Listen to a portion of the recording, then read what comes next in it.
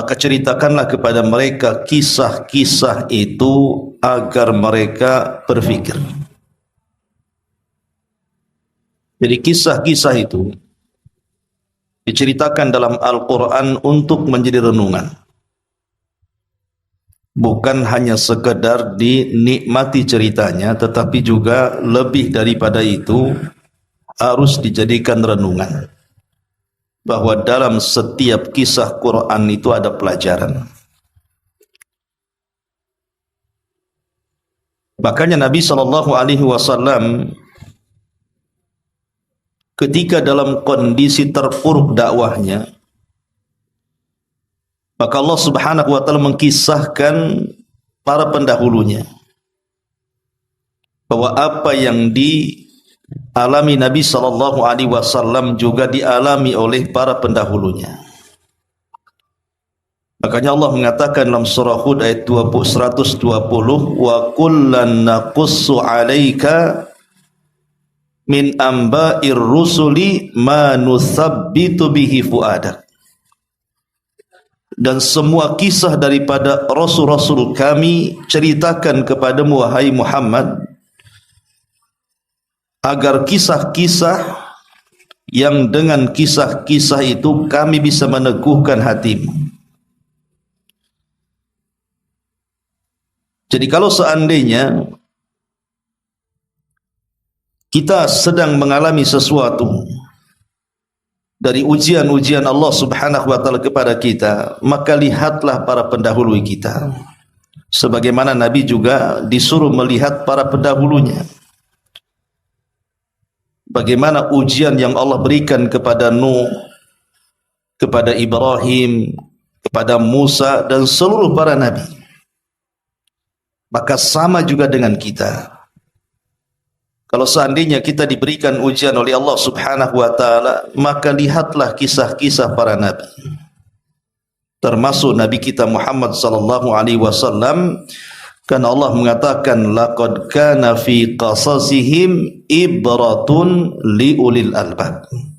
Sungguh pada kisah-kisah mereka itu terdapat pelajaran besar bagi orang-orang yang mau memiliki akal pikiran. Ma'asyiral muslimin wal muslimat rahimani wa rahimakumullah. Dari mana kita mulai kisah ini? Kita mulai kisah ini melihat urutan daripada Al-Quran, biar senang kita membahasnya. Jadi kita akan mengurut sesuai dengan urutan Quran. Memang tidak semua surat-surat dalam Al-Quran itu ada kisah-kisahnya, tapi kebanyakan besar Al-Quran itu setiap suratnya mesti ada kisah-kisah yang Allah kisahkan di dalamnya. Kita mulai dari surah Al-Baqarah. Ma'asyiral muslimin yang dimuliakan Allah Subhanahu wa taala. Di dalam surah Al-Baqarah, tepatnya di permulaan surat Al-Baqarah, Allah Subhanahu wa taala menceritakan kepada kita tentang kisah Nabi Allah Adam alaihi salatu wassalam. Itu di permulaannya. Mulai daripada surat ataupun surah Al-Baqarah ayat 31 sampai kepada 38. Itu cuplikan daripada kisah Nabi Allah Adam alaihi salatu wassalam. Jadi kita mulai kisah Al-Quran dari surah Al-Baqarah, tepatnya di ayat 34 atau 31 sampai 38. Baik, kita akan bacakan dulu ayatnya dan kita urutkan kisah-kisahnya. Ma'asyiral muslimin wal muslimat rahimani wa rahimakumullah. Allah Subhanahu wa taala berfirman dalam surah Al-Baqarah 31. Wa idz qala rabbuka lil malaikati inni ja'ilun fil ardi khalifah. Qalu ataj'alu fiha man yufsidu fiha wa yasfiku dima wa nahnu nusabbihu bihamdika wa nuqaddisu lak. Qala inni a'lamu ma la ta'lamun. Dan ingatlah ketika Rabbmu berfirman kepada para malaikat, aku hendak menjadikan khalifah di permukaan bumi. Apakah engkau hendak menjadikan orang yang akan merusak dan menumpahkan darah di sana? Sedangkan kami para malaikat bertasbih memujimu dan mensucikan namamu.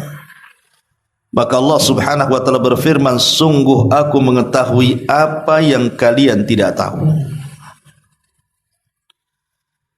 Ma'asyiral muslimin wal muslimat rahimani wa rahimakumullah.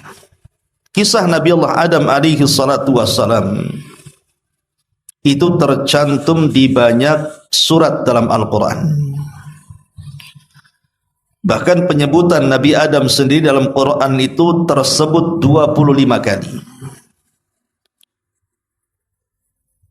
Di antaranya disebutkan dalam Al-Baqarah 31 yang sedang kita bicarakan.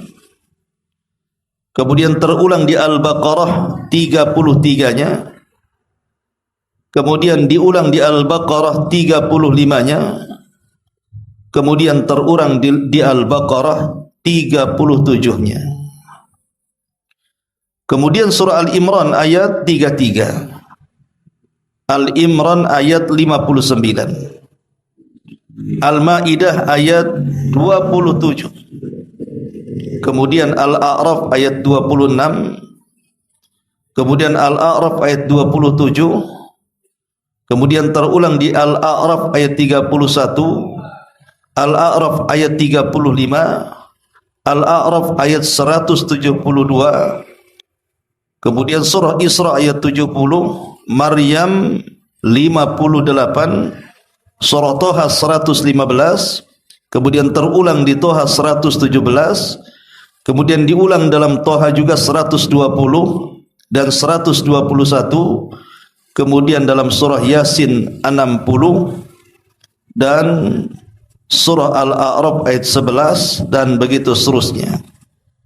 Jadi cukup lengkap kisah Nabi Allah Adam alaihi salatu wassalam karena terulang-ulang di beberapa ayat dan di beberapa surat dalam Al-Quranul Karim, sehingga enak menceritakannya. Karena ada nabi-nabi yang Allah Subhanahu wa ta'ala sebutkan di dalam Al-Quran itu ceritanya gamblang, enak menceritakannya. Seperti kisahnya Nabi Yusuf, kisahnya Nabi Musa, kisahnya Nabi Adam, itu enak kisahnya karena gamblang dan lengkap. Tapi ada nabi-nabi itu yang diceritakan dalam Al-Quran seperti kisah Nabi Allah Saleh, kisah Nabi Allah Shu'aib, itu global-global saja.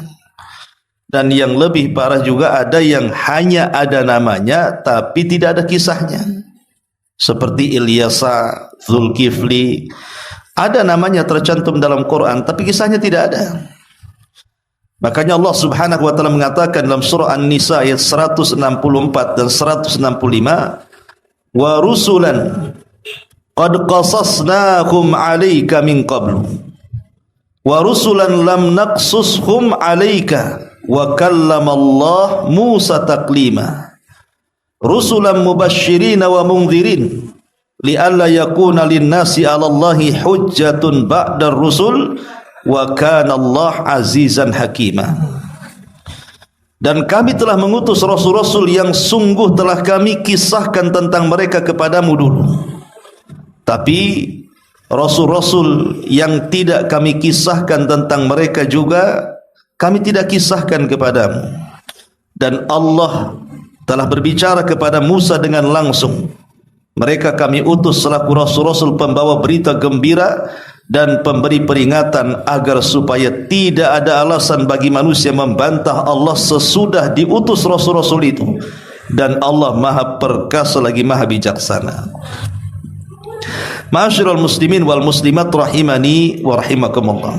Baik, kita akan fokus kepada kisah Nabi Allah Adam alaihi salatu wassalam. Di sini Allah Subhanahu wa taala menghabarkan kepada para malaikat bahwa Dia akan menciptakan makhluk yang namanya manusia. Allah Subhanahu wa taala mengatakan, wa idz qala rabbuka lil malaikati, dan sungguh kami telah berfirman kepada para malaikat.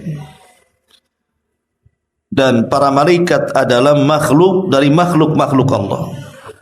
Mereka adalah utusan-utusan Allah Subhanahu wa taala sekaligus tentara dari tentara Allah Subhanahu wa taala. Malaikat diciptakan dari cahaya. Dan para malaikat ketika Allah ciptakan, Allah tidak berikan nafsu kepada mereka. Sehingga para malaikat itu murni diciptakan hanya untuk beribadah kepada Allah Subhanahu wa taala. Wa yaf'aluna ma yu'marun, mereka melaksanakan apapun yang diperintahkan Allah. La ya'sunallah, mereka tidak pernah bermaksiat kepada Allah Subhanahu wa taala. Dan kita tahu bahwa para malaikat memiliki jumlah yang banyak yang tidak ada yang tahu kecuali Allah Subhanahu wa taala.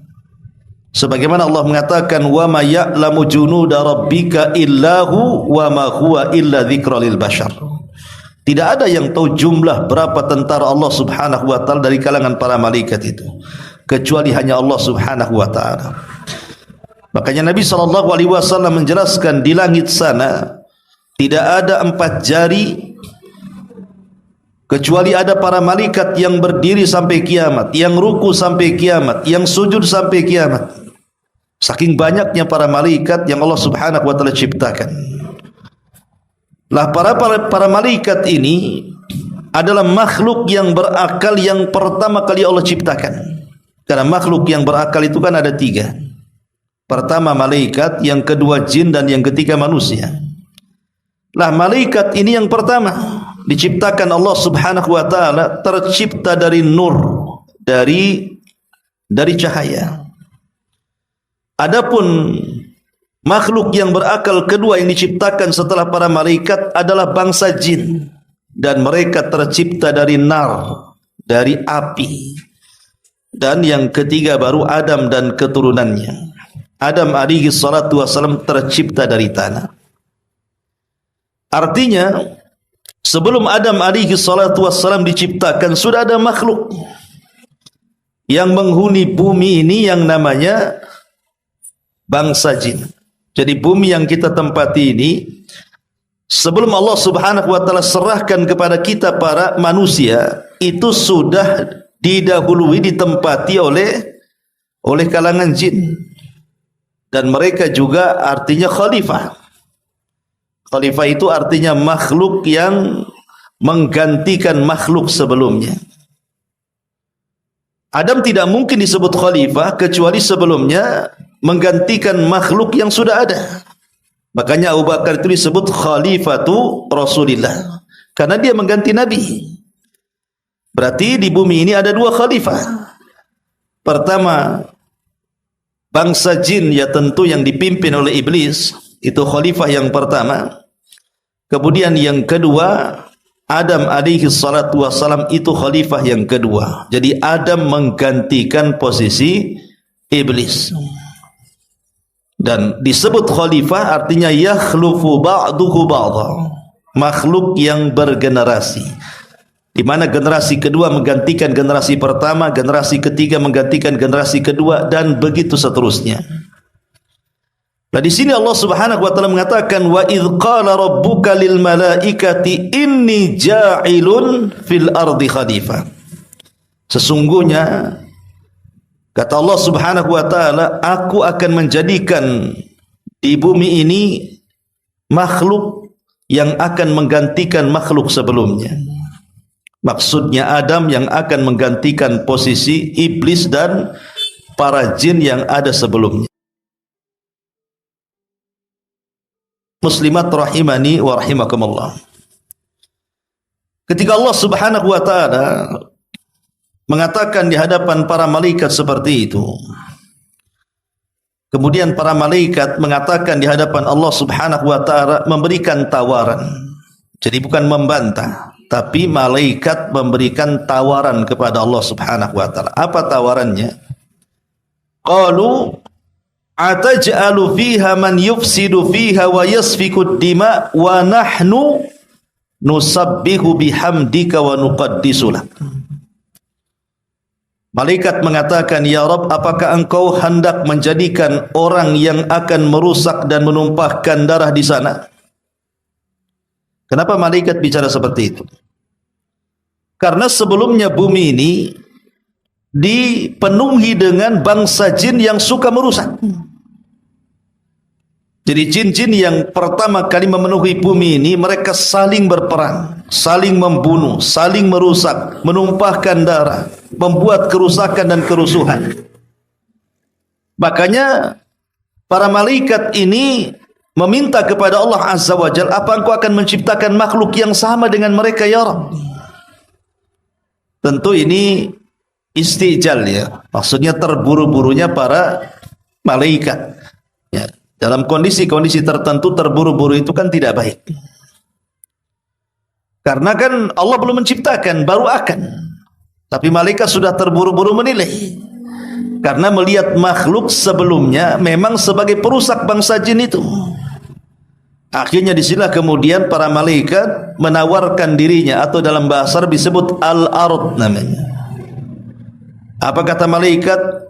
Wa nahnu nusabbihu bihamdika wa nuqaddisu lak. Seolah-olah malaikat mengatakan begini, ya Rabb, kalau engkau merencanakan hendak menciptakan makhluk yang lain selain dari kalangan jin, yang nantinya mereka akan merusak di bumi, akan merumpahkan darah di bumi, utus kami saja ke bumi, biar bumi itu dipenuhi oleh kami, biar di bumi ini tidak ada kesyirikan, biar di bumi ini penuh dengan tasbih dan tahmid. Jadi para malaikat ingin menawarkan dirinya. Itu disebut al-ard namanya. Bukan menentang perintah Allah, tidak ya. Karena ada orang yang mentafsirkan seolah-olah ini malaikat menyanggah gitu ya, menentang perintah Allah. Tidak, malaikat menawarkan dirinya. Daripada kau ciptakan makhluk yang sebelumnya sudah ada makhluk yang merusak dan menumpahkan bumi, kami saja turunkan ke bumi, gitu maksudnya. Biar kami di bumi ini bertasbih kepadamu, memuji kamu, membersihkan kamu, mensucikan kamu, dan begitu seterusnya. Baik niatnya para malaikat, karena malaikat tidak suka dengan kerusakan, tidak suka dengan kemungkaran. Tapi Allah Subhanahu wa taala tegaskan kepada para malaikat, inni a'lamu ma la ta'lamun. Wahai para malaikat, aku lebih tahu makhluk yang akan kuciptakan dibandingkan dirimu sendiri. Itulah namanya istijal. Malaikat terburu-buru. Malaikat tidak tahu bahwa nanti kalau Allah menciptakan Adam dan turunannya, ada di antara mereka yang jauh lebih mulia dibandingkan para malaikat ya.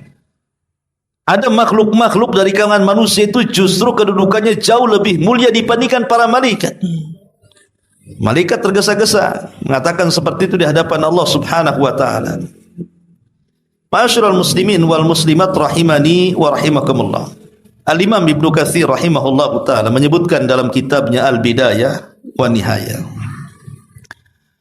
ketika Allah Subhanahu wa taala mulai menciptakan Adam alaihi salatu wassalam, maka Allah Subhanahu wa taala mengutus malaikat Jibril agar Jibril ini turun ke bumi.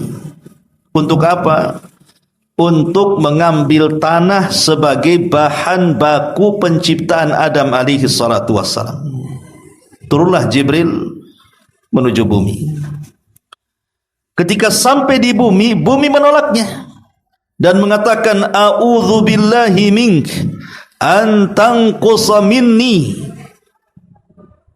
Aku berlindung kepada Allah, wahai Jibril, kalau engkau berani mengambil sedikit saja dari tanahku, sebaiknya kau kembali kepada Rabbmu. Kenapa tanah mengatakan seperti itu atau bumi mengatakan seperti itu kepada Jibril? Karena bumi tahu bahwa nanti ciptaan yang Allah akan ciptakan yang bahan bakunya dari tanah yang berasal dari bumi, ada di antara mereka yang menjadi orang-orang yang akan merusak di bumi dan akan menjadi penduduk neraka. Makanya bumi tidak mau dan meminta Jibril untuk kembali. Maka Jibril pun kemudian kembali dan tidak berhasil mengambilnya. Kemudian Allah Subhanahu wa taala mengutus lagi malaikat yang lain, Mikail. Tapi sama juga kasusnya, Mikail pun ditolak bumi. Dan bumi juga berlindung kepada Allah kalau Mikail mengurangi tanah yang ada di bumi yang akan diciptakan makhluk yang dikehendaki. Maka Mikail pun kemudian naik lagi ke langit dan tidak berhasil untuk mengambil.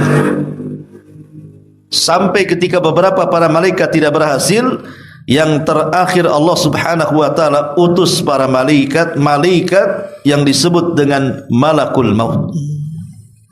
Lah, Malakul Maut ini berhasil mengambil tanah di bumi. Ketika bumi mengatakan aku berlindung kepadamu untuk mengambil atau mengurangi tanah yang ada di bumi, maka Malakul Maut mengatakan aku pun berlindung kepada Allah kalau aku naik dan tidak membawa tanahmu, katanya. Dua-duanya sering berlindung tuh. Bumi berlindung kepada Allah agar malaikat maut tidak mengambil, malaikat maut pun berlindung kepada Allah kalau dia tidak mengambil tanah itu dan kembali menghadap Allah Subhanahu wa taala. Lah karena dia adalah malaikat satu-satunya yang berhasil mengambil tanah, sejak itulah dia dinobatkan oleh Allah Subhanahu wa taala menjadi Malakul Maut, kematian bagi makhluk yang akan diciptakannya, Adam dan anak turunannya. Ma'asyiral muslimin yang dimuliakan Allah Subhanahu wa taala, dalam hadis Nabi sallallahu alaihi wasallam bersabda, "Innallaha khalaqa Adam min qabdatin qabadhaha min jami'il ardi." Sesungguhnya Allah Subhanahu wa taala ketika menciptakan Adam itu, maka Allah Subhanahu wa taala mengambil beberapa jenis-jenis tanah yang ada di semua permukaan bumi.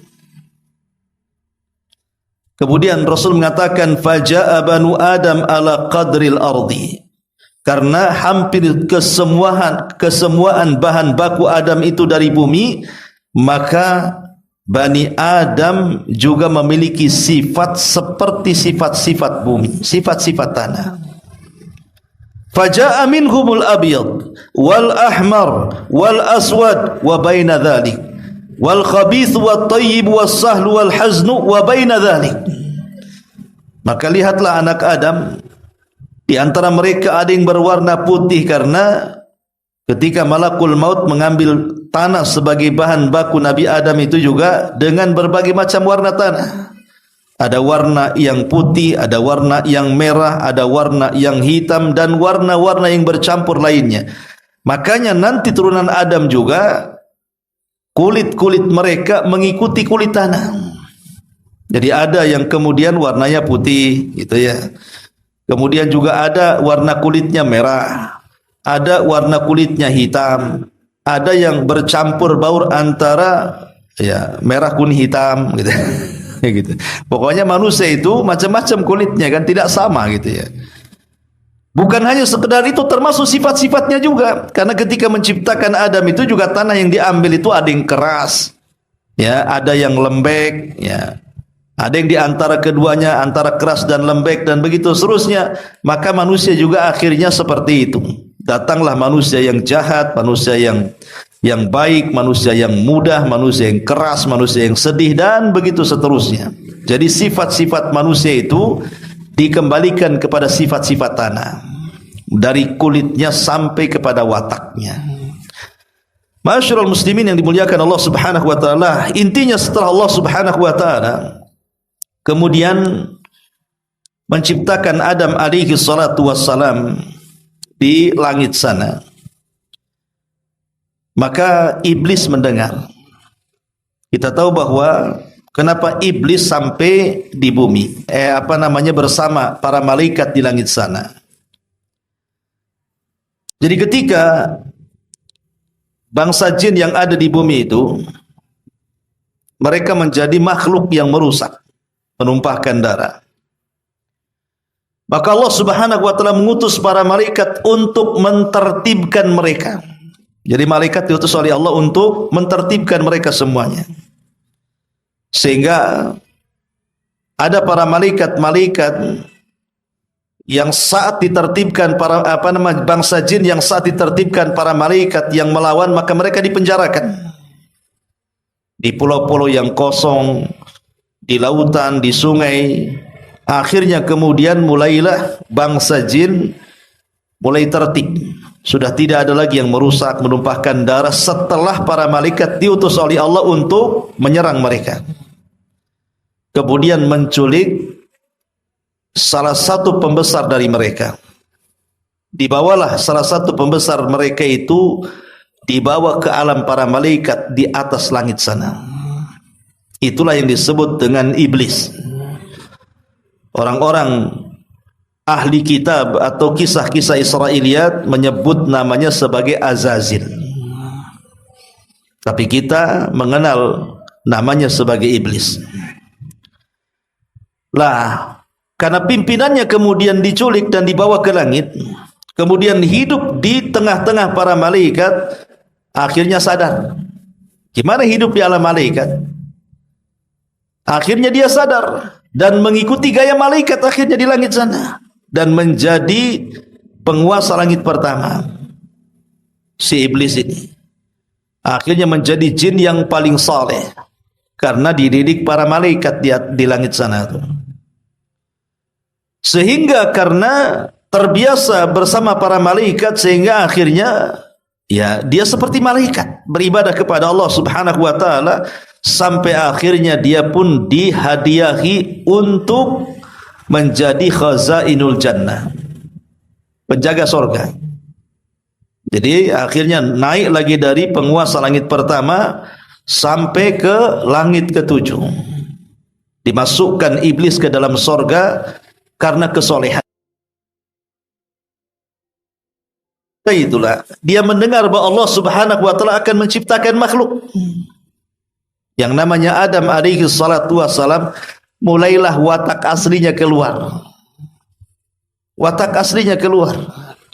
Mulailah ada hasad dalam hatinya. Jangan-jangan Allah Subhanahu wa taala menciptakan makhluk baru ini akan menggantikan posisiku di sorga. Makanya ketika Allah Subhanahu wa taala sudah menciptakan Adam dan dibiarkan mengering sampai ada yang mengatakan 40 tahun lamanya, belum ditiupkan ruh. Maka iblis kemudian mulai melihat seperti apa sih ciptaan yang Allah ciptakan itu. Mulailah diputar-putar tutup patung Adam itu. Belum diciptakan ruh itu. Masuk dari lubang telinga, keluar dari lubang hidung, masuk dari lubang mulut, keluar dari lubang dubur, dan begitu seterusnya.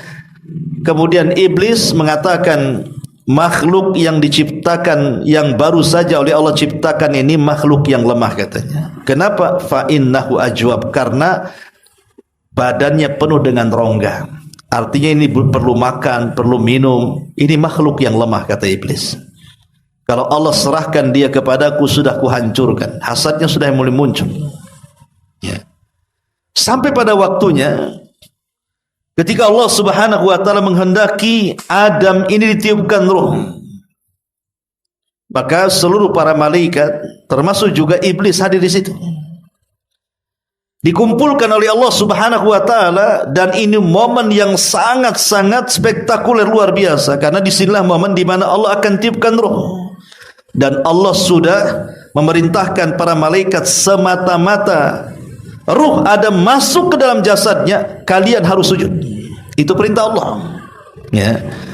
Maka betul-betul kemudian Allah Subhanahu wa taala katakan falamma sawaituhu wa nafakhtu fihi min ruhi faqa'u lahu sajidin.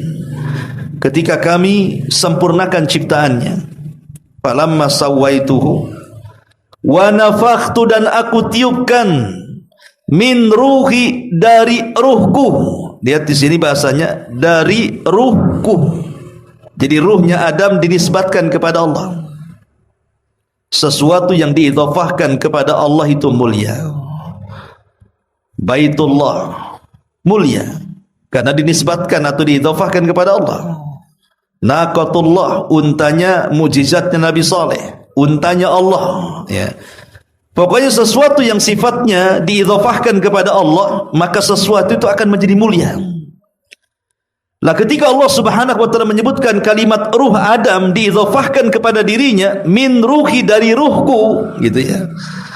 Artinya ruh Adam ini mulia karena diidhafahkan kepada Allah. Semata-mata ruhku masuk ke dalam jasad Adam, faqa'u, maka kalian wajib tersungkur sujud, faqa'u lahu sajidin. Maka betul-betul ketika ruh itu masuk, para malaikat pun sujud kepada Adam alaihi salatu wassalam. Sujud kepada apanya? Sujud kepada ruhnya, bukan ke dalam kepada jasadnya. Karena Allah Subhanahu wa taala menisbatkan ruh Adam kepada dirinya. Menisbatkan artinya menyandarkan ruhnya Adam kepada dirinya. Jadi Adam itu kan terangkai dari jasad dan ruh. Yang mulia dari jasad dan ruh itu ada ruhnya, bukan jasadnya. Jadi kita ini kan terangkai dari dua nih, satu jasad, satu ruh. Yang mulia dari badan kita ini bukan jasad kita, tapi ruh kita. Makanya Allah Subhanahu wa taala, Nabi sallallahu alaihi wasallam mengatakan apa? Rasulullah SAW mengatakan, "Innallaha la yanzuru ila suwarikum wala ila wala ila amwalikum walakin yanzuru ila qulubikum wa a'malikum." Sesungguhnya Allah tidak melihat fisikmu, tidak pula melihat hartamu, tapi yang Allah lihat adalah hatimu dan amalmu. Dan hati itu dikembalikan kemana-mana? Kepada ruh. Kalau saya mau buat logika seperti ini, kawan. Kalau seandainya ada orang hidup, antum ikat, kemudian antum gali kuburan, kemudian antum masukkan orang itu hidup-hidup, kemudian dikuburkan, kira-kira apa kata manusia? Antum dibilang sadis tuh kan? Masa menguburkan orang masih hidup? Kan itu ya. Kenapa kemudian antum dibilang sadis? Karena belum layak dikubur. Dia masih hidup. Mungkin antum dianggap pembunuh kan gitu. Karena tempatnya bukan di situ. Tapi coba kalau seandainya ada jasad yang sudah tidak ada ruhnya. Walaupun dia seorang presiden, seorang menteri, jangan dikubur. Ya. Antum taruh saja di kursi gitu ya. Gak usah dikubur. Kira-kira seminggu atau 2 minggu gitu kan. Biarkan di kursi itu. Kira-kira antum dikatakan apa manusia? Orang itu jahat sekali katanya. Masa mayat ditaruh di kursi? Bawalah ke kuburan sana. Dikubur di sana. Kan harusnya kan gitu kan itu ya. Karena memang tempatnya di situ. Jadi jasad ini kalau sudah tidak ada ruhnya, maka tidak ada kemuliaan sedikit pun, ikhwan. Walaupun dia presiden, walaupun dia menteri, walaupun dia orang kaya, kalau jasad ini sudah tidak ada ruhnya, maka tidak ada kemuliaan lagi dalam hidupnya.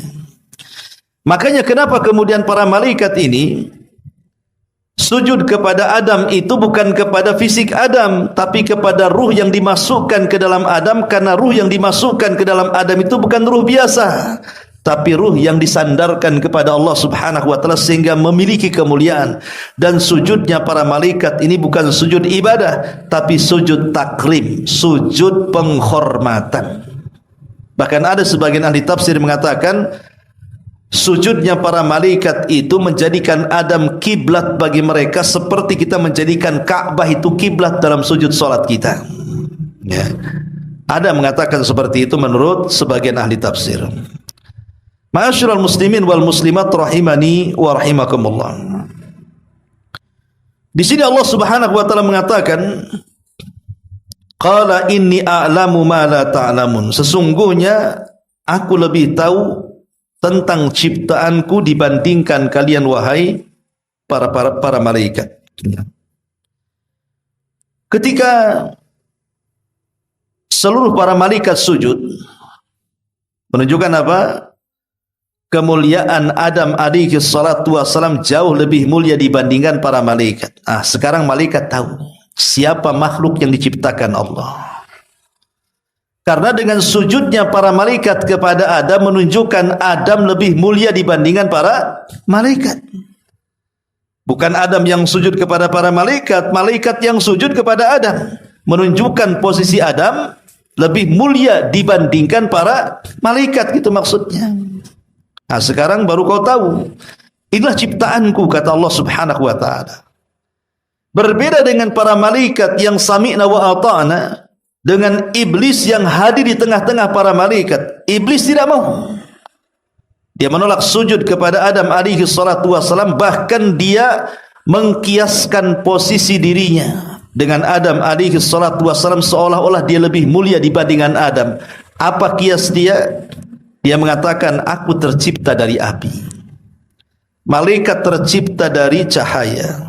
Adam tercipta dari tanah. Di antara tanah dan api yang mendekati cahaya itu mana? Api. Ya kan? Ini ada nih cahaya, api dan tanah. Kira-kira dari tanah dan api yang mendekati cahaya itu apa? Ya api lah. Karena api itu kan mengeluarkan cahaya. Jadi si iblis ini seolah-olah dia lebih baik dibandingkan Adam karena kedekatan ciptaan dia dengan para malaikat. Malaikat tercipta dari cahaya, aku tercipta dari api. Api dengan cahaya kurang lebih saja katanya. Kalau tanah ini, ya gimana tanah? Tanah nggak mengeluarkan cahaya. Makanya dia mengatakan di hadapan Allah Subhanahu wa taala, khalaqtani min nari wa khalaqtahu min tin. Kau ciptakan aku dari api, berarti mendekati cahaya, sementara Adam kau ciptakan dari tanah. Maka kita katakan harusnya iblis tahu diri. Malaikat yang diciptakan dari cahaya saja mau sujud, kau pula yang diciptakan dari api tak mau sujud. Kan begitu logikanya kan? Kan dia mengatakan bahwa aku tercipta dari api, berarti mendekati cahaya. Adam ini tercipta dari tanah. Maka kita katakan, lu malaikat saya yang tercipta dari tanah dia sujud, kau pula yang tercipta dari api tak mau sujud. Bahasanya seperti itu ya. Logikanya kan begitu. Ma'asyiral muslimin yang dimuliakan Allah Subhanahu wa taala. Tapi yang jelas bahwa namanya cahaya tetaplah cahaya dan akan kembali ke cahaya. Dan yang namanya api tetaplah api dan akan kembali kepada api. Artinya karena iblis tercipta dari api dan akan kembali kepada api, maksudnya kembali ke neraka. Dia tercipta dari api, neraka dari api, maka api akan kembali ke api. Tapi Adam diciptakan di antara keduanya, di antara cahaya dan api, sehingga ada keturunan Adam itu yang seperti para malaikat, ada juga yang turunan Adam itu seperti iblis laknatullah alaih, karena dia tengah-tengah masalahnya. Ya. Baik, kita lanjutkan. Kemudian Allah Subhanahu wa taala mengatakan, wa 'allama Adamal asma'a kullaha thumma aradahum 'alal malaikati faqala anbi'uni bi asma'i haula'i in kuntum shadiqin. Dan dia, maksudnya Allah, mengajarkan kepada Adam nama-nama benda semuanya. Terjadi silang pendapat di antara ulama tafsir, apa yang diajarkan Allah dari nama-nama kepada Adam itu. Pendapat pertama bahwa yang dimaksud ilmu yang diajarkan kepada Adam dari nama-nama itu, maksudnya Allah memberitahu nama-nama yang sebelumnya tidak punya nama menjadi nama. Contoh dulu, gunung, lautan, pohon, batu, apapun yang ada di bumi belum ada namanya. Ya bumi gitu saja. Tanah ya bagian daripada bumi, laut bagian daripada bumi, sungai, batu, bata dan begitu seterusnya. Baru Allah Subhanahu wa taala beri nama. Ini gunung, ini namanya gunung yang seperti ini namanya pohon, ini namanya lautan, ini namanya sungai. Pokoknya segala yang tidak ada nama langsung punya nama. Dan Adam diberitahu nama-nama itu. Dan para malaikat tidak diajarkan itu.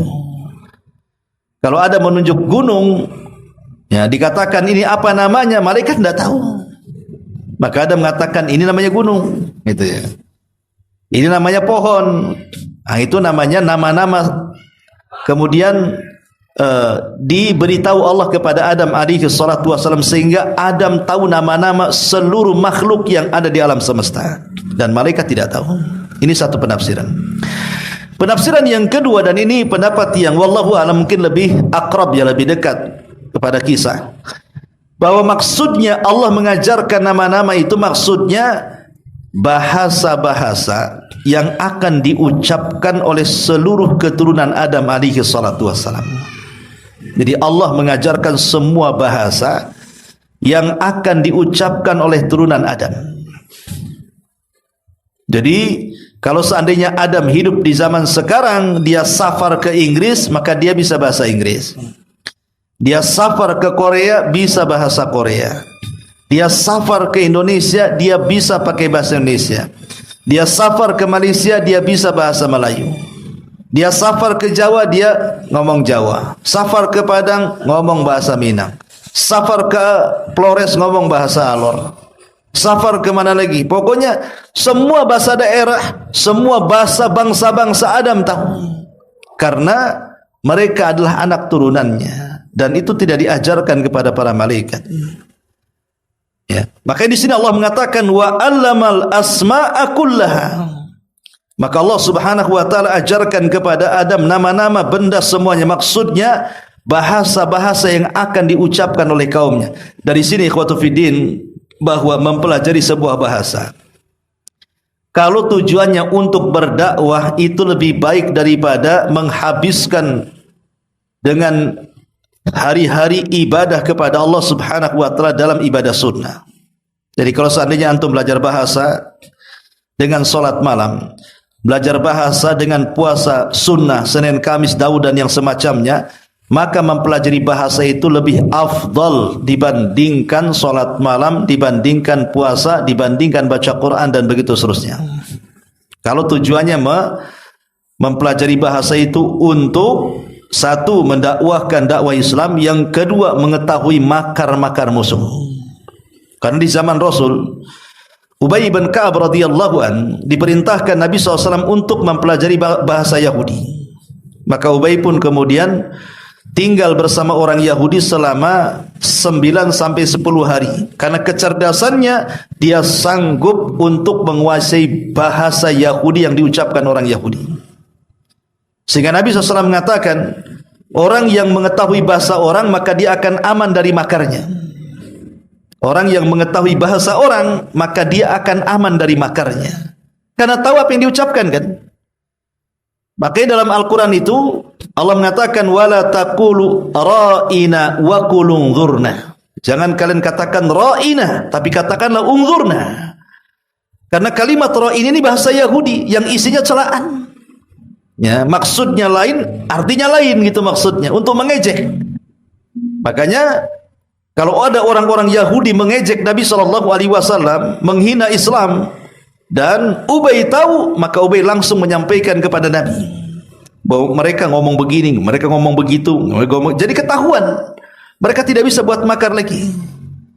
Ya, jadi mempelajari sebuah bahasa itu jauh lebih afdal.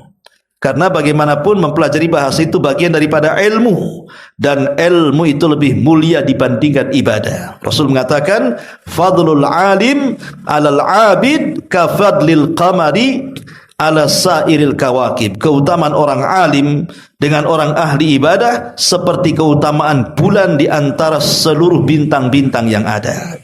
Ya, jadi menguasai bahasa orang, kalau tujuannya ya tadi untuk mengembangkan dakwah, kemudian juga supaya tahu makar-makar musuh, maka itu lebih baik daripada ibadah-ibadah sunnah.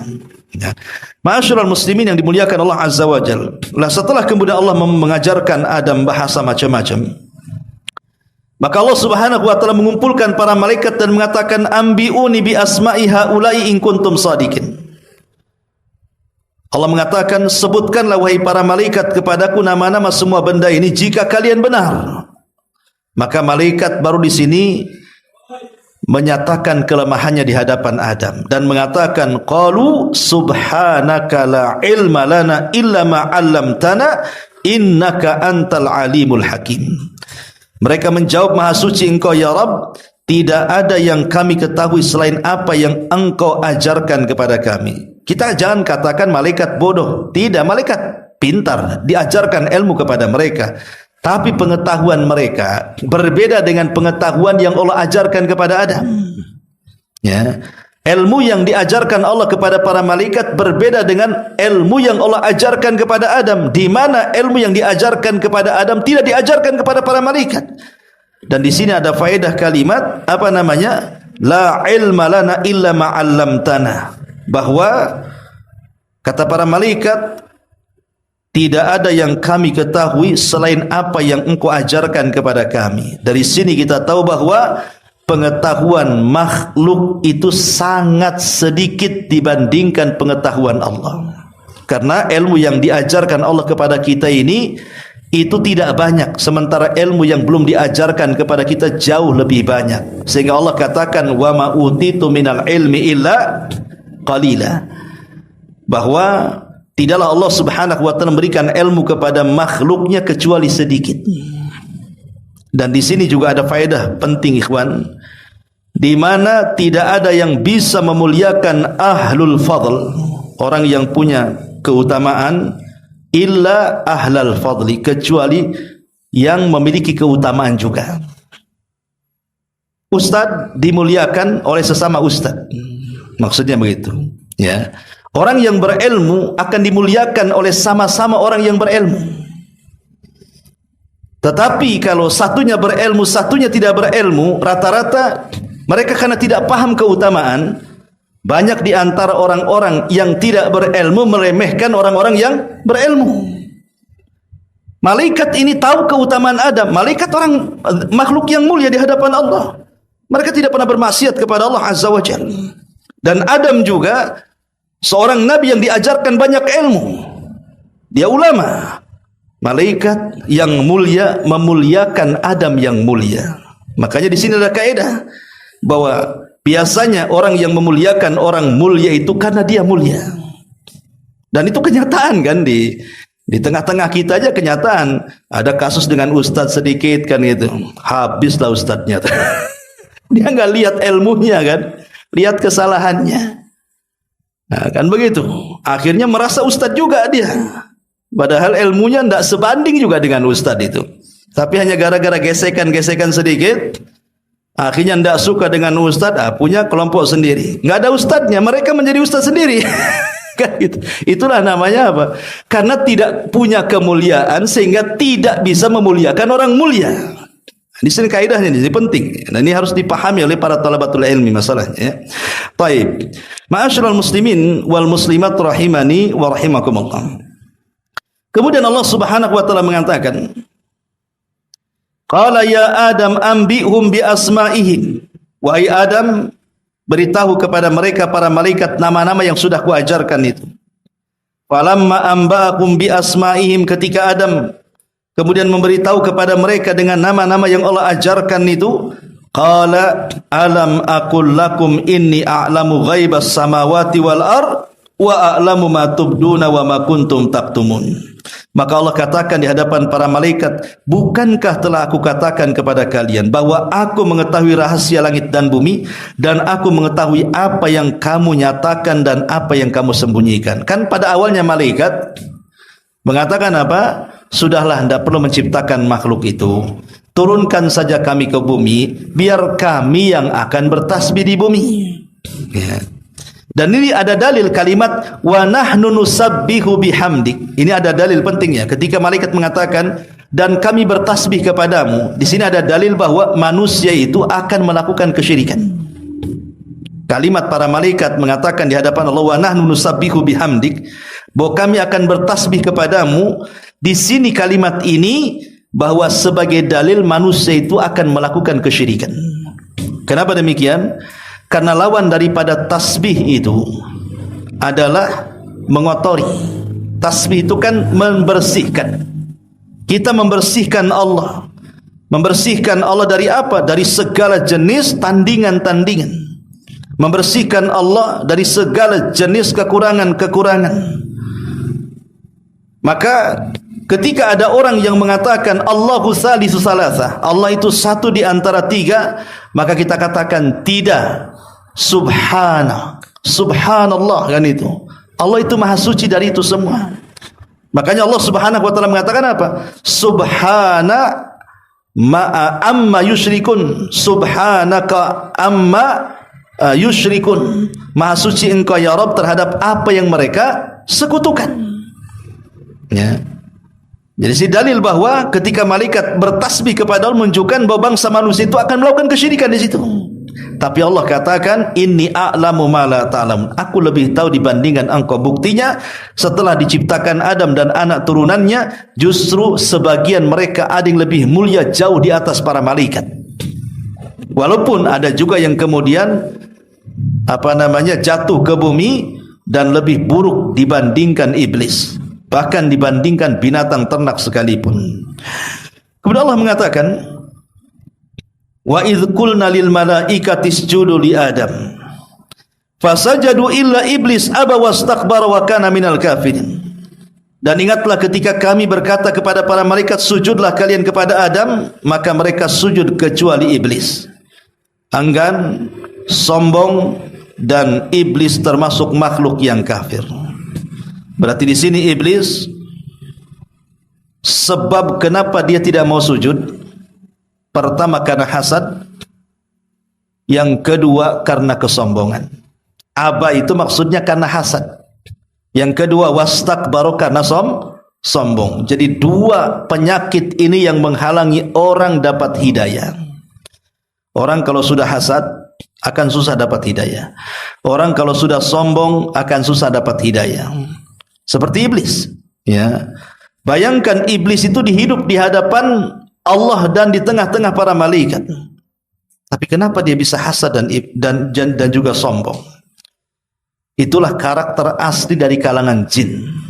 Karena kita tahu bahwa iblis itu bagian daripada jin. Allah katakan kana minal jinni fa fasaqa an amri rabbih. Jin itu, iblis itu bagian daripada jin yang melakukan kefasikan kepada Rabbnya.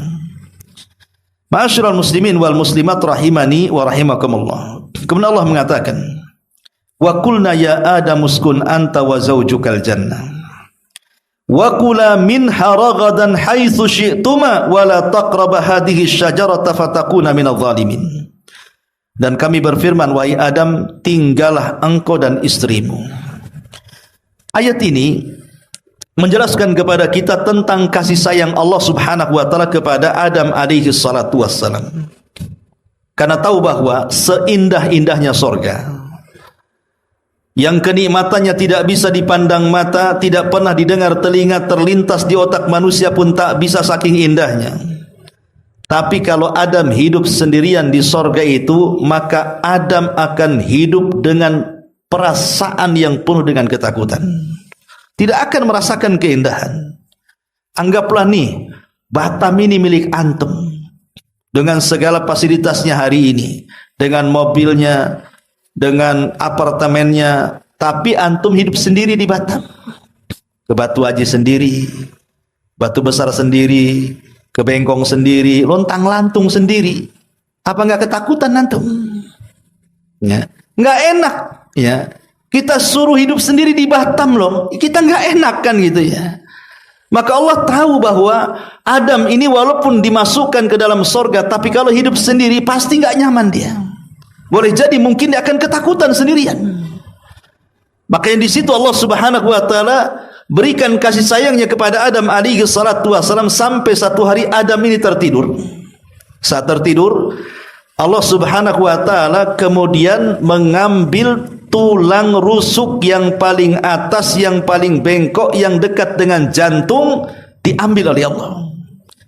Kemudian diciptakan dari tulang rusuk yang paling bengkok, yang paling atas, yang dekat dengan jantung Adam itu seorang wanita yang dikenal dengan Hawa. Hawa itu artinya oksigen, ya. Nah, kita ini bernafas itu artinya Hawa. Kenapa Hawa disebut Hawa? Karena satu-satunya makhluk yang tercipta dari benda yang hidup. Adam kan hidup, ya. Diambil benda yang hidup, maka terciptalah Hawa. Kalau Adam kan diciptakan dari benda mati, dari tanah, kan tanah mati, ya kan? Tapi Hawa ini tercipta dari makhluk yang hidup, maka disebut Hawa. Ya, Hawa itu ya bernafas, itu Hawa artinya. Ya. Jadi kenapa kemudian diciptakan Hawa ketika Adam sedang tertidur supaya tidak ada kebencian. Sebab kalau Adam sedang terjaga diambilkan sakit, ya, sehingga takutnya nanti akan benci kepada Hawa. Makanya ketika menciptakan Hawa, kondisi Adam sedang tidur, diambil tulang rusuknya, diciptakan Hawa, tiba-tiba ditidurkan di sampingnya. Ketika Adam terbangun, dia kaget, rupanya ada perempuan di sampingnya. Ketika ditanya, siapa kamu? Kata Hawa, saya Hawa. Ya. Kenapa kau diciptakan? Kata Hawa, liaskuna ma'aka, agar aku bisa memberikan ketenangan kepadamu. Dari sini turun ayat, wa min ayatihi an khalaqalakum min anfusikum azwaja litaskunu ilaiha wa ja'ala bainakum mawaddatan wa rahmah inna fi dzalika laayatin liqaumi yatafakkarun. Antum kalau suka hadir di walimatul arus gitu ya, ada ceramah orang nikah, mesti nih ayat ini dibaca nih, ya. Dan dari tanda-tanda kuasa Allah, an khalaqalakum min anfusikum azwaja, Allah ciptakan dari diri kalian pasangannya, artinya Hawa. Allah ciptakan dari Adam pasangannya Hawa, ya. Untuk apa Hawa ini? Litaskunu ilaiha. Lihat bahasa Quran, Allah tidak mengatakan litaskunu ma'aha, tapi litaskunu ilaiha, agar dia memberikan ketenangan kepadanya. Sebab kalau bahasa litaskunu ma'aha maksudnya bertempat tinggal bersama.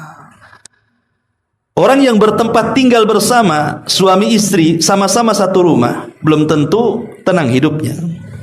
Kalau bahasanya litaskunu ma'aha, ya, berarti hanya hidup serumah saja. Tapi kalau bahasanya litaskunu ilaiha, itu beda artinya. Di mana engkau memberikan ketenangan, bukan hanya satu rumah, tapi memberikan ketenangan. Inilah kenapa bahasa Quran itu menggunakan litaskunu ilaiha, karena banyak orang suami istri satu rumah tidak tenang hidupnya, ya. Makanya bukan itu tujuan rumah tangga, bukan hidup satu rumah, tetapi hidup dalam satu ketenangan antara satu dengan yang lainnya, memberikan ketentraman, itu maksudnya litaskunu ilaiha. Dengan sebab itulah Allah katakan wa ja'ala bainakum mawaddata wa rahmah, nanti timbullah rasa cinta dan kasih sayang, dan itu tanda-tanda kuasa Allah yang luar biasa.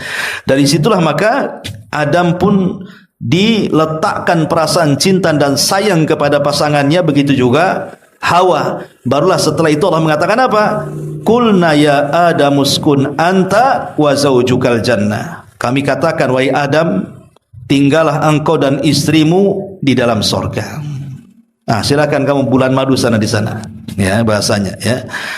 Wa kula minha, makan apapun kenikmatan yang ada di dalam sorga itu. Ragadan haitsu syi'tum, apapun kenikmatan sorga nikmati.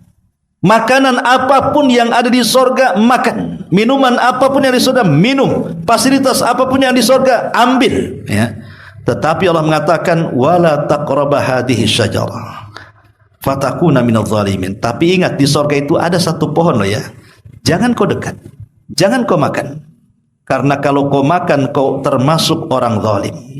Bayangkan ikhwan, pohon di sorga itu ribuan jumlahnya, tidak terhitung berapa jumlah pohon di sorga dengan segala jenis buah-buahannya. Arti kenikmatan di sorga itu banyak sekali, hanya satu yang tak boleh didekati, iya kan? Kenapa kemudian Adam bisa terperangkap dengan yang satu? Ada kaidah para ulama mengatakan bahwa biasanya manusia itu akan penasaran dengan sesuatu yang dicegah. Contoh ini mamanya ruko ini ada 100 pintu, silakan masuk dari mana-mana, tapi jangan dari sini. Pasti orang penasaran kan? Kenapa nggak boleh lewat situ? Kan gitu ya kan? Pas kali-kali penasaran juga tuh. Kenapa nggak lewat sini? Pasti akan berjubel di situ. Ada apa memang? Pasti akan dicari alasannya kan? Padahal pintu itu banyak. Kenapa dicari-cari alasannya gitu loh? Ah, itulah sesuatu yang dilarang biasanya dia penasaran tuh. Coba bayangkan pohon-pohon di sorga itu ribuan, entah berapa jumlahnya, hanya satu jangan kau dekati, malah itu pula yang didekati. Coba. Ah, disitulah manusia ini, karena Adam seperti itu, maka watak manusia seperti bapaknya. Biasanya sesuatu yang dilarang itu pula yang didekati. Minuman yang halal itu banyak, kenapa ke khamar pula lah antum, itu yang dilarang. Ya. Yang halal dari wanita-wanita itu banyak, kenapa masuk dalam zina pula? Akan begitu jadinya kan? Padahal kan yang dihalalkan jauh lebih banyak dibanding yang diharamkan kan? Tapi kenapa orang milih yang haram? Ah, itulah kisahnya di sini. Wala taqrabu hadhihi syajarata fatakuna minadh dhalimin. Ketika Allah Subhanahu wa taala menghendaki sesuatu, pastikan Allah akan membuat sebabnya kan? Kan dari awal memang Adam bukan diciptakan di sorga. Adam itu diciptakan untuk tinggal di bumi kan? Sebab kalau Adam itu hidup di sorga dan tidak pernah ke bumi, berarti Adam tidak akan merasakan mati. Sementara di sorga itu kan kekal, tidak mungkin mati. Sementara kullu nafsin dha'iqatul maut, setiap jiwa itu pasti mati. Adam itu termasuk jiwa di dalamnya, maka dia harus turun ke bumi dan mati di bumi. Kalau di sorganya kapan matinya? Ya. Makanya ketika iblis mendengar bahwa ada satu pohon yang tidak boleh dekati Adam, disinilah iblis tahu kelemahan Adam. Karena iblis kan semakin melihat nikmat yang Allah berikan kepada Adam. Setelah kemudian dia tidak sujud kepada Adam, dia dikeluarkan dari sorga, Adam pula yang masuk ke sorga, kan hasadnya makin tinggi tuh iblis itu. Bayangkan coba kenikmatan yang Allah berikan kepada Adam. Takkan Adam dengan tangannya. Yang kedua, Allah tiupkan ruh dan disandarkan ruh kepada dirinya. Ketiga, Allah ciptakan Adam, kemudian Allah ajarkan ilmu yang banyak kepada Adam. Kemudian yang keempat, Allah Subhanahu wa taala berikan dia istri lagi. Ya. Sementara iblis tidak. Kemudian yang kelima, Allah masukkan lagi dia ke sorga. Ya geleng-geleng lah si iblis ini. Kok makin enak aja Adam ini. Karena orang hasad ini ikhwan, dia tidak akan tahan melihat kenikmatan saudaranya. Dan dia bercita-cita macam mana kenikmatan saudaranya hancur atau berpindah kepada dia. Itulah orang hasad. Makin hasad lah iblis ini. Macam mana caranya menghancurkan si Adam ini? Ketika iblis mendengar bahwa ada satu larangan yang tidak boleh dilanggar Adam, disitulah iblis mulai melancarkan was-wasnya.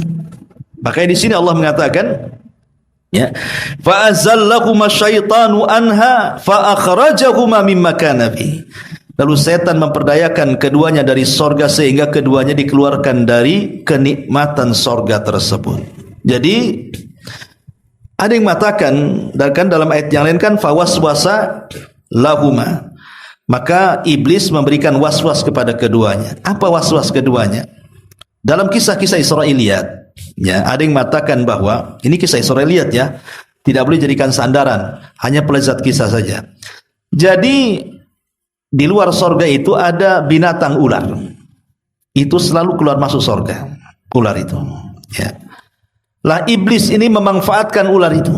Dia bekerja sama dengan ular, akhirnya dia masuk ke dalam tubuh ular, kemudian dia berhasil masuk ke dalam sorga. Ketika sampai di sorga, karena dia diciptakan mampu tasyakul, beralih rupa, dia pun langsung beralih rupa menjadi manusia dan seolah-olah menjadi orang soleh. Itu menurut kisah Israel, tapi ini dibantah oleh para ulama. Ya, kayaknya mustahil kalau seperti itu. Kenapa? Kalau lihat dohir Quran, maka iblis itu memberikan was-was kepada Adam, tidak mesti harus masuk surga.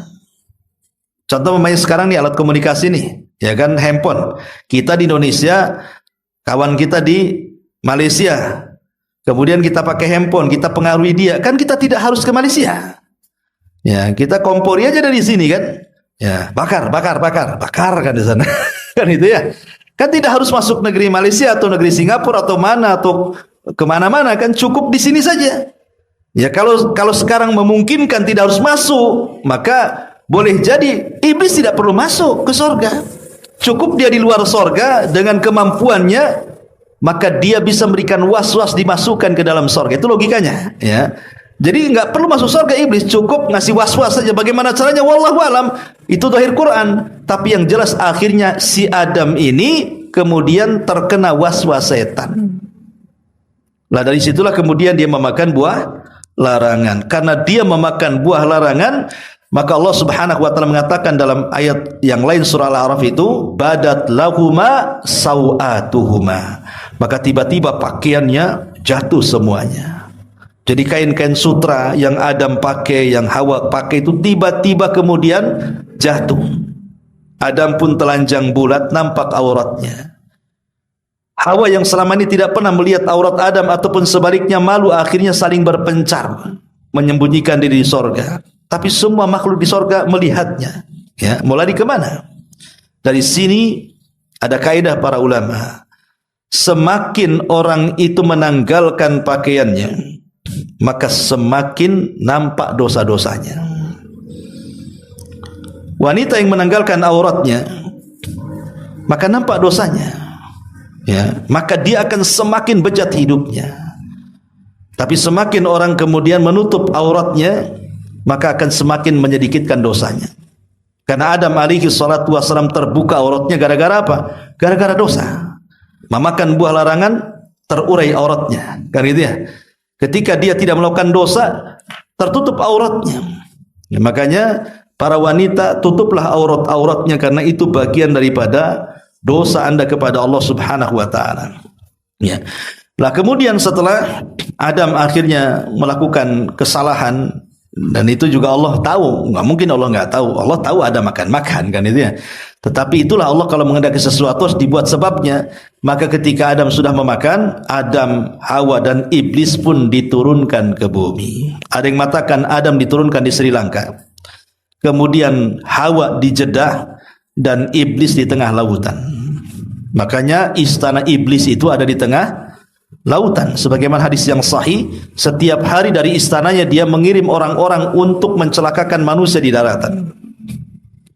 Dan iblis sangat suka dengan orang-orang yang anak buahnya yang bisa menceraikan suami istri, dibandingkan anak buahnya yang menggoda orang yang tidak sholat. Orang yang sholat jadi tidak sholat, orang yang puasa jadi tidak puasa, orang yang baca Quran jadi tidak baca Quran. Ya, iblis lebih senang kepada anak buahnya kalau bisa menggoda Bani Adam sehingga dia bisa bercerai suami istri. Kenapa? Karena madaratnya lebih besar. Kalau orang yang sholat jadi tidak sholat kan sendiri saja, dia saja. Orang yang tadinya ngaji tidak ngaji, ya dia saja.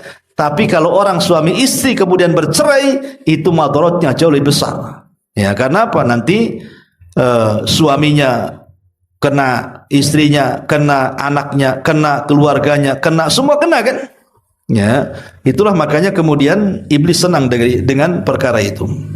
Kemudian Allah Subhanahu wa taala mengatakan, fatalaqqa adamu fa'azallahuma syaitan fa'akhrajahuma mimma kana fi wa qulna bitu ba'dukum li ba'din aduwwa lakum fil ardi mustaqarrun mataun ilahin. Lalu setan memperdayakan keduanya dari sorga, sehingga keduanya dikeluarkan dari segala kenikmatan ketika keduanya di sana di sorga. Dan kami berfirman, turunlah kalian, sebagian kalian menjadi musuh bagi yang lainnya, dan bagi kalian ada tempat tinggal dan kesenangan di bumi sampai waktu yang ditentukan. Kemudian setelah Adam alaihi salatu wassalam di bumi, diturunkan di Sri Lanka, ya. Kemudian Hawa di Jeddah, maka disebut Jeddah itu diambil dari bahasa Arab. Jeddah itu artinya nenek, ya. Dan Jeddah itu adalah ibu kota pertama di Saudi sana. Dia pintu masuk dari dua tanah haram, tengah-tengahnya. Ya, Jeddah itu, ya. Lah ketika itu Adam alaihi salatu wassalam melihat ada cahaya. Ada cahaya terpancar dari langit, ya. Maka Adam alaihi salatu wassalam akhirnya melihat sinyal cahaya itu, mendekati cahaya itu, dan Hawa pun mendekati cahaya itu. Kemudian ketika mereka sudah dekat, dan tempatnya disebut Muzdalifah, kemudian ketika melihat betul-betul cahaya itu rupanya ada di Arafah. Ketemulah Adam dan Hawa, makanya tempat itu disebut Arafah. Kenapa Arafah? Karena Arafah Adam Hawa wa Arafat Hawa Adam. Jadi Adam mengenal Hawa, Hawa mengenal Adam, maka tempat itu disebut Arafah. Ya. Yang disebut dengan padang Arafah, disitulah kemudian pertemuan Adam dan Hawa. Setelah kemudian di Arafah inilah Allah ajarkan kepada Adam kalimat taubat. Apa kalimat taubat? Rabbana zalamna anfusana wa illam taghfir lana wa tarhamna lanakunanna minal khasirin. Inilah kalimat yang pertama diucapkan Adam di bumi dan Allah terima taubatnya. Setelah Allah Subhanahu wa taala menerima taubatnya Adam dan Allah Subhanahu wa taala mengampuni dosa-dosanya, maka ini pelajaran besar siapapun yang haji kemudian datang ke Arafah kemudian wukuf kemudian mengatakan Rabbana zalamna anfusana wa illam taghfir lana wa tarhamna lanakunanna minal khasirin, maka dosa-dosanya akan diampuni seperti Adam alaihi salatu wasalam meminta ampun di padang Arafah, diampuni oleh Allah Subhanahu wa taala. Makanya haji itu ditentukan dengan Arafah, disitulah ampunan Allah turun. Nah, setelah Adam tidak punya dosa, sudah bersih, baru diizinkan bertolak menuju Mekah, tanah haram. Karena sebagian Arafah itu ada yang tanah haram, ada yang bukan tanah haram gitu ya. Maka dia bertobat di luar tanah haram, setelah hilang dosanya masuk tanah haram, artinya ketika masuk tanah haram Adam sudah tidak punya dosa. Kemudian beranjak ke Mekah, di situ sudah disiapkan Ka'bah, dibangunkan oleh para malaikat. Kemudian Adam pun tawaf di situ dan itulah ibadah pertama manusia di dunia. Adam alaihi salatu wassalam beribadah pertama kepada Allah di bumi. Makanya Mekah itu tempat Allah pertama kali diibadahi dan tidak ada tempat selain Mekah di zaman itu. Makanya kenapa Mekah menjadi negeri haram sejak Allah ciptakan sampai hari ini. Tidak ada tanah yang lebih mulia dibandingkan Mekah. Sekalipun orang Syiah mengklaim bahwa ada tanah Karbala yang lebih mulia dibandingkan Mekah, kita katakan dusta. Tanah yang paling suci di permukaan bumi hanyalah ada di Mekah. Ya. Ma'asyiral muslimin yang dimuliakan Allah Subhanahu wa taala. Kemudian Allah mengatakan di sini, qulna bitu minha jami'an fa imma ya'tiyannakum minni hudan faman tabi'a hudaya fala khaufun 'alaihim wa lahum yahzanun. Ayat terakhir, ayat 38, Allah mengatakan, turunlah kamu semua dari sorga, kemudian jika benar-benar datang petunjukku kepadamu, maka barang siapa yang mengikuti petunjukku tidak ada rasa takut kepada mereka dan mereka pun tidak bersedih hati. Maka Adam mengikuti petunjuk, tapi iblis justru tidak mengikuti petunjuk. Di sini ada faedah, ikhwan. Ya. Iblis, kesalahan dia di bab syubhat. Kalau Adam, kesalahan dia di bab syahwat. Dari mana kita tahu iblis kesalahannya di bab syubhat dan kesalahan Adam itu di bab syahwat? Karena Adam kesalahannya urusan perut. Kan Adam kan kesalahannya urusan perut. Dan perut itu gudangnya syahwat. Makan. Soal makan. Ya kan? Gara-gara jangan makan, dimakan. Berarti ini ngikuti syahwat namanya. Itulah kesalahan Adam. Tapi kesalahan iblis itu bukan di syahwat, tapi di syubhat. Otaknya yang gak beres. Ya. Di mana iblis itu ketika Allah Subhanahu wa taala katakan sujud, hai iblis, tak mau dia. Tak mau sujud dia. Dan mengatakan, enak saja aku sujud kepada Adam. Kan Adam tidak lebih baik dari aku. Kau ciptakan dari tanah, aku dari api loh. Itu kan syubhat namanya. Atau dengan kata lain, Adam itu menolak perintah. Iblis itu kesalahannya menolak perintah. Tapi Adam itu melanggar larangan. Ya. Jadi kesalahan iblis menolak perintah. Kalau kesalahan Adam melanggar larangan. Lebih besar mana menolak perintah ataukah melanggar larangan? Maka ada kaidah mengatakan bahwa tarkul amri asyad min irtikabin nahyi. Ya. Meninggalkan larangan lebih besar dosanya dibandingkan melakukan keharaman. Solat, enggak solat. Jangan zina, malah zina. Maka orang yang meninggalkan solat artinya meninggalkan perintah. Orang yang jatuh ke dalam zina artinya mengerjakan larangan. Orang meninggalkan solat bisa kafir. Tapi orang yang berzina selama dia tahu itu haram tidak akan kafir. Bisa dipahami di sini? Berarti dosa iblis itu jauh lebih besar dibandingkan dosa Adam. Karena iblis itu dosa syubhat. Kalau Adam dosa syahwat. Iblis itu menolak perintah. Kalau Adam menerjang larangan. Dan kita tahu bahwa meninggalkan perintah lebih besar dosanya dibandingkan menerjang keharaman. Kita mulai kisah ini dari kisah dua putra Adam alaihi salatu wassalam, Qabil dan juga Habil. Allah subhanahu wa ta'ala berfirman dalam Al-Quranul Karim, واتل عليهم نبأ بني آدم بالحق إذ قربا قربانا فتقبل من أحدهما ولم يتقبل من الآخر قال لأقتلنك. Bacakan ya Muhammad kepada mereka tentang dua kisah dua anak Adam alaihi salatu wassalam, isyarat kepada Qabil dan Habil. Ketika keduanya melakukan kurban, melakukan pendekatan diri kepada Allah subhanahu wa ta'ala, maka Allah subhanahu wa ta'ala menerima salah satunya dan menolak yang lainnya. Maka yang ditolak kurbannya mengatakan, qala la aqtulannak, saya akan bunuh kamu. Maka orang yang diterima kurbannya mengatakan, innama yataqabbalullahu minal muttaqin, sungguhnya Allah subhanahu wa ta'ala hanya menerima kurbannya dari hamba-hamba Allah yang bertakwa. La in basatta yadaka litaktulani ma ana bibasiti yadiya ilaika liaktulak inni akhafullah. Jika engkau ingin membunuhku silahkan, tapi saya tidak mungkin membunuh karena saya takut kepada Allah subhanahu wa ta'ala. Saya hanya hendak menggabungkan dosaku kepada dosamu biar engkau menjadi penghuni neraka jahim.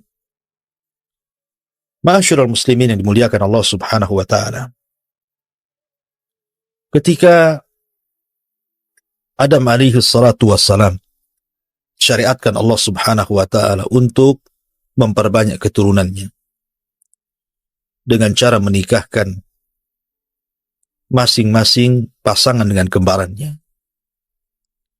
Pada ketika itu Adam alaihi salatu wassalam dikaruniakan oleh Allah subhanahu wa ta'ala 40 anak-anak laki-laki dan perempuan, di mana setiap hawa lahir maka selalu kembar, laki-laki dan perempuan. Ada yang mengatakan bahwa anak pertama Qabil, ada yang juga mengatakan Habil. Lah ketika Adam alaihi salatu wassalam baru memiliki dua keturunan, Habil dan Qabil, dan keduanya kemudian diperintahkan oleh Adam atas perintah Allah untuk menikah silang, maka akhirnya kemudian Qabil pun membantah dan menolak. Alasannya karena kembarannya jauh lebih cantik dibandingkan kembaran Habil. Tapi itulah perintah Allah subhanahu wa ta'ala. Harusnya setiap perintah, walaupun isinya ada sesuatu yang kita tidak suka, maka kita wajib untuk mengamalkannya. Karena bagaimanapun Allah berfirman, wa asa an taqrahu syai'an wa huwa khairul lakum. Terkadang apa yang Anda anggap buruk rupanya sebuah kebaikan di hadapan Allah Azza wa Jalla. Tapi tentu berbeda dengan Qabil. Ketika itu syaitan yang memang sejak dulu ingin menyesatkan anak Adam karena dendam kesumatnya iblis terhadap Adam alaihi salatu wassalam, dengan sebab itu dia dilaknat dan diusir dari sorga, dan bersumpah untuk menyesatkan anak Adam. Dia ada peluang ketika mereka tidak sanggup kemudian mencelakakan Adam alaihi salatu wassalam di bumi, karena Adam alaihi salatu wassalam sudah menyesali dosanya akibat perbuatannya di sorga. Maka iblis pun kemudian putus asa untuk menggoda Adam dan Hawa Akhirnya diliriknya putra-putra Adam alaihi salatu wassalam. Dilihatnya ada kesempatan kepada Qabil. Maka syaitan pun berikan waswas kepada Qabil untuk jangan menerima syariat itu dengan alasannya kau akan mendapatkan yang buruk rupa dan meninggalkan yang cantik rupa. Dari situ akhirnya Qabil pun menolak. Lah kemudian Adam alaihi salatu wassalam memberikan syarat untuk keduanya berkurban. Siapa yang diterima kurbannya maka dia berhak mengambil pasangannya. Maka berkurbanlah keduanya, yang satu dengan seekor kambing yang sangat sehat, besar, indah, yang satu dengan buah-buahan. Tapi Allah subhanahu wa ta'ala menerima yang kurbannya dari binatang ternak, kurbannya Habil, karena keikhlasan dan ketakwaan kepada Allah subhanahu wa ta'ala, dan Allah tolak kurbannya Qabil karena kurban didasari karena hasad. Akhirnya setelah kemudian Allah subhanahu wa ta'ala menerima korbannya Habil, harusnya Habil berhak untuk mendapatkan kembaran Qabil. Tapi karena Qabil sudah hasad, kemudian juga datang iblis memberikan was-was yang berakhir dengan pembunuhan Qabil terhadap Habil, dan inilah pembunuhan pertama sepanjang umat manusia. Qabil membunuh Habil. Akhirnya kemudian setelah itu Qabil pun mengambil kembarannya, kemudian berpisah dari kelompok Adam alaihi salatu wassalam yang berada di pegunungan. Dia memilih untuk tinggal di lembah.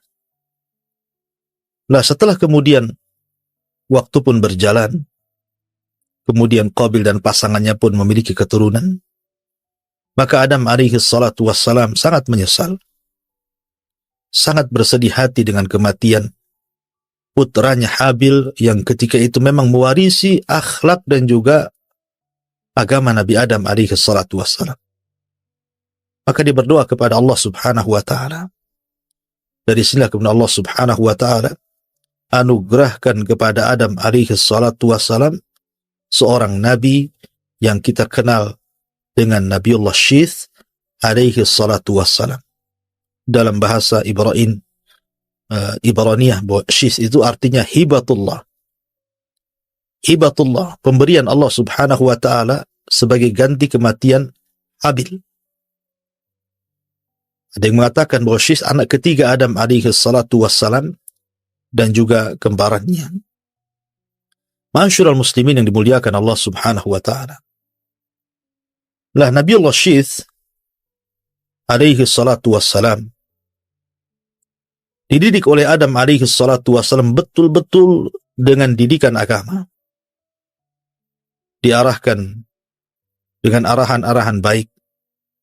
Diajarkan akhlak-akhlak mulia. Karena Adam alaihi salatu wassalam sudah melihat bagaimana salah satu putranya Qabil yang membelot dari ajarannya. Tapi ingat sekali lagi, zaman itu belum ada penyimpangan akidah. Baru sebatas penyimpangan terhadap akhlak dan juga terjadi pembunuhan. Tapi mereka masih mentauhidkan Allah Azza wa Jalla. Nah, Syith alaihi salatu wassalam, dialah yang kemudian membimbing kaumnya Adam alaihi salatu wassalam, menggantikan posisi ayahnya Adam alaihi salatu wassalam untuk membimbing umat ini. Lah ketika kerusakan yang luar biasa terjadi pada kabilahnya Qabil yang berada di lembah, karena juga tidak ada seorang nabi yang diutus kepada mereka. Mereka menolak ajaran ayahnya Adam alaihi salatu wassalam. Maka anak keturunan dan kaumnya Qabil pun menjadi rusak. Bahkan di antara kemungkaran yang disebutkan oleh Abdullah bin Abbas radhiyallahu anhuma ketika mentafsirkan ayat wala tabarrujna tabarrujal jahiliyatil ula, dan hendaklah seorang wanita jangan bersolek seperti bersoleknya wanita-wanita jahiliyah. Abdullah bin Abbas radhiyallahu anhuma mentafsirkan bahwa salah satu tafsirnya mengatakan bahwa ayat ini isyarat kepada dua kaum di zaman Nabiullah Adam alaihi salatu wassalam. Pertama kaum Adam alaihi salatu wassalam yang berada di perbukitan, dan yang kedua kaumnya Qabil yang berada di lembah. Lah kaumnya Qabil yang ada di lembah ini rusak. Karena tidak ada yang menasihati mereka. Apalagi Mang Qabil sendiri. Akhlaknya tidak baik. Maka mulailah mereka tabarruj. Mereka suka bersolek. Kehidupan mereka rusak. Dan inilah awal tabarruj dalam umat manusia. Kaumnya Qabil. Mereka suka telanjang. Mereka suka menampakkan aurat. Berbeda dengan kaum Adam alaihi salatu wassalam yang dibimbing oleh Syith alaihi salatu wassalam yang berada di perbukitan. Mereka diarahkan untuk tidak tabarruj. Mereka diarahkan untuk menutup aurat mereka, berakhlak dengan akhlak yang baik. Dan diajarkan aturan-aturan agama dan ibadah kepada Allah subhanahu wa ta'ala. Sampai suatu ketika, Iblis melihat peluang lagi. Setelah meninggalnya Adam alaihi salatu wassalam, kemudian berkembangnya kaum Qabil itu, Iblis datang. Menyerupai seseorang, kemudian ingin bekerja di salah satu kebun dari salah satu kaumnya Qabil yang ada di lembah tadi. Kemudian mulailah Iblis mengajarkan kepada mereka musik-musik dan juga lagu-lagu yang tidak ada faedahnya untuk memalingkan di jalan Allah subhanahu wa ta'ala. Maka diciptakanlah sebangsa seruling. Kemudian ditiupnya. Makanya kemudian Nabi SAW mengatakan bahwa mizmar seruling itu adalah suara syaitan. Ya. Maka kemudian setelah mereka diajari musik-musik, suatu ketika mereka mengadakan Id, perayaan. Kemudian mulailah mereka meniup seruling. Memulai memainkan musik, dan inilah musik pertama yang terjadi di alam semesta. Lah rupanya suara musik itu lantang sampai kemudian terdengar ke perbukitan. Lah kaum Syith yang terdidik dalam akhlak, kemudian mereka merasa bising dan penasaran. Akhirnya satu dua anak muda pun mengintai, ada apa sebenarnya? Dan ketahuilah bahwa kata Abdullah bin Abbas radhiyallahu anhuma, bahwa perempuan kaumnya Qabil itu cantik-cantik, tetapi laki-lakinya kurang tampan. Tetapi sebaliknya, kaumnya Syith alaihi salam, laki-lakinya tampan-tampan, tapi wanitanya kurang cantik. Maka ketika beberapa anak muda kemudian mengintai, ada apa dan suara apa aneh? Mereka tidak pernah mendengar musik sebelumnya.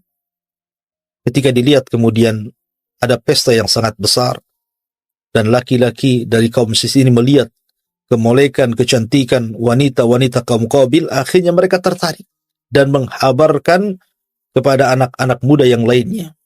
Setelah ceritakan, akhirnya mulailah mereka turun.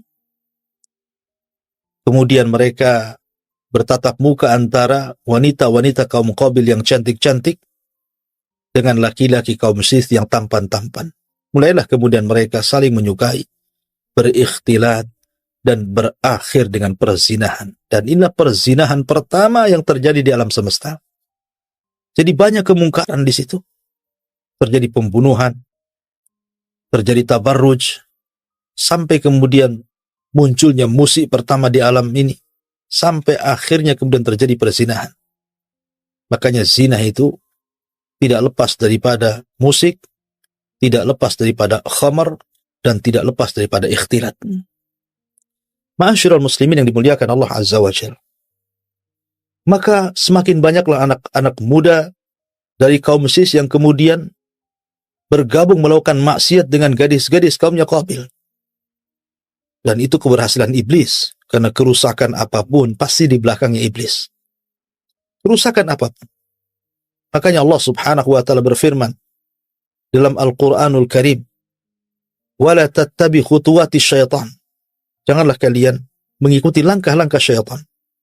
Karena syaitan itu dalam menggoda terkadang tidak langsung membuat langkah-langkah mulai dari yang kecil dan berakhir dengan yang besar.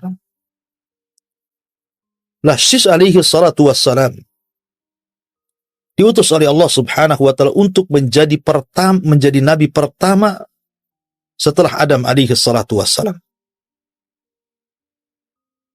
Lah, Syith ini berusaha untuk mendakwai kaumnya. Karena bagaimanapun ada yang mengatakan bahwa Syith sebagai bentuk bahwa diangkat dia menjadi nabi dan rasul. Maka dalam sebuah hadis Nabi SAW mengatakan unzila ala Syith khamsuna sahifatan. Diturunkan kepada Nabi Allah Syith 50 sahifah, lembaran yang isinya ajaran-ajaran kebaikan, yang isinya adalah ajaran-ajaran akhlak dan cara beribadah kepada Allah Subhanahu wa taala. Makanya sebelum Adam alaihi salatu wasallam meninggal dunia, Adam mengajarkan Nabi Allah Syith tentang amalan-amalan kebaikan yang dilakukan di siang hari dan amalan-amalan kebaikan yang dilakukan di malam hari. Sampai akhirnya turun kepada Syith sahifah. Ada yang mengatakan bahwa Allah Subhanahu wa taala menurunkan kitab dari langit kepada para nabi dan rasul itu jumlahnya 104. Yang 4 ma'ruf. Ada Taurat, ada Zabur, ada Injil, ada Al-Quran. Tetapi yang 100 ini tidak diketahui namanya, hanya sekedar kalimatnya suhuf. Suhuf itu artinya lembaran-lembaran. Seperti Zabur sendiri sebenarnya lembaran-lembaran. Zabur itu kan tidak tebal. Hanya beberapa lembaran saja. Yang kemudian menjadi tarannum, menjadi sebuah bait-bait syair yang kemudian selalu dilantunkan oleh Nabiullah Daud alaihi salatu wassalam sampai suaranya luar biasa. Dan Daud memiliki suara yang sangat indah sampai suaranya diikuti oleh gunung-gunung dan juga burung-burung. Nah, sahifah itu lembaran-lembaran. Nah, dari 100 lembaran itu 50 lembar diberikan kepada Nabiullah Syith alaihi salatu wassalam. Kemudian yang 30 lembar nanti akan sampai kisahnya diberikan kepada Idris alaihi salatu wassalam. Kemudian yang 10 lembar diberikan kepada Nabi Musa alaihi salatu wassalam selain Taurat, dan yang 10 lembarnya diberikan kepada Ibrahim alaihi salatu wassalam, maka lengkaplah 100. 50 kepada Syith, 30 kepada Idris, 10 kepada Musa, dan 10-nya lagi kepada Ibrahim alaihi salatu wassalam. Dan Al-Quran mengisyaratkan inna hadha la fi suhufil ula suhufi Ibrahim wa Musa. Sesungguhnya Al-Quran ini terkandung isi suhuf-suhuf terdahulu, suhufnya Syith, suhufnya Idris, termasuk juga suhufnya Ibrahim dan juga suhufnya Musa. Nah, Syith ini diberikan suhuf, 50 lembar suhuf untuk menjadi pedoman dan undang-undang kaumnya untuk mengikuti ajaran Nabi Allah Adam alaihi salatu wassalam, ajaran tauhid, hanya menyembah Allah Subhanahu wa taala, mengajarkan akhlak, mengajarkan akidah, mengajarkan muamalah dan begitu seterusnya. Lah, ketika banyak anak-anak muda kaumnya kemudian turun dan bergabung dengan kerusakan yang ada di kaumnya Qabil, maka Syith berusaha untuk mendakwai mereka untuk kembali ke jalan Allah Subhanahu wa taala.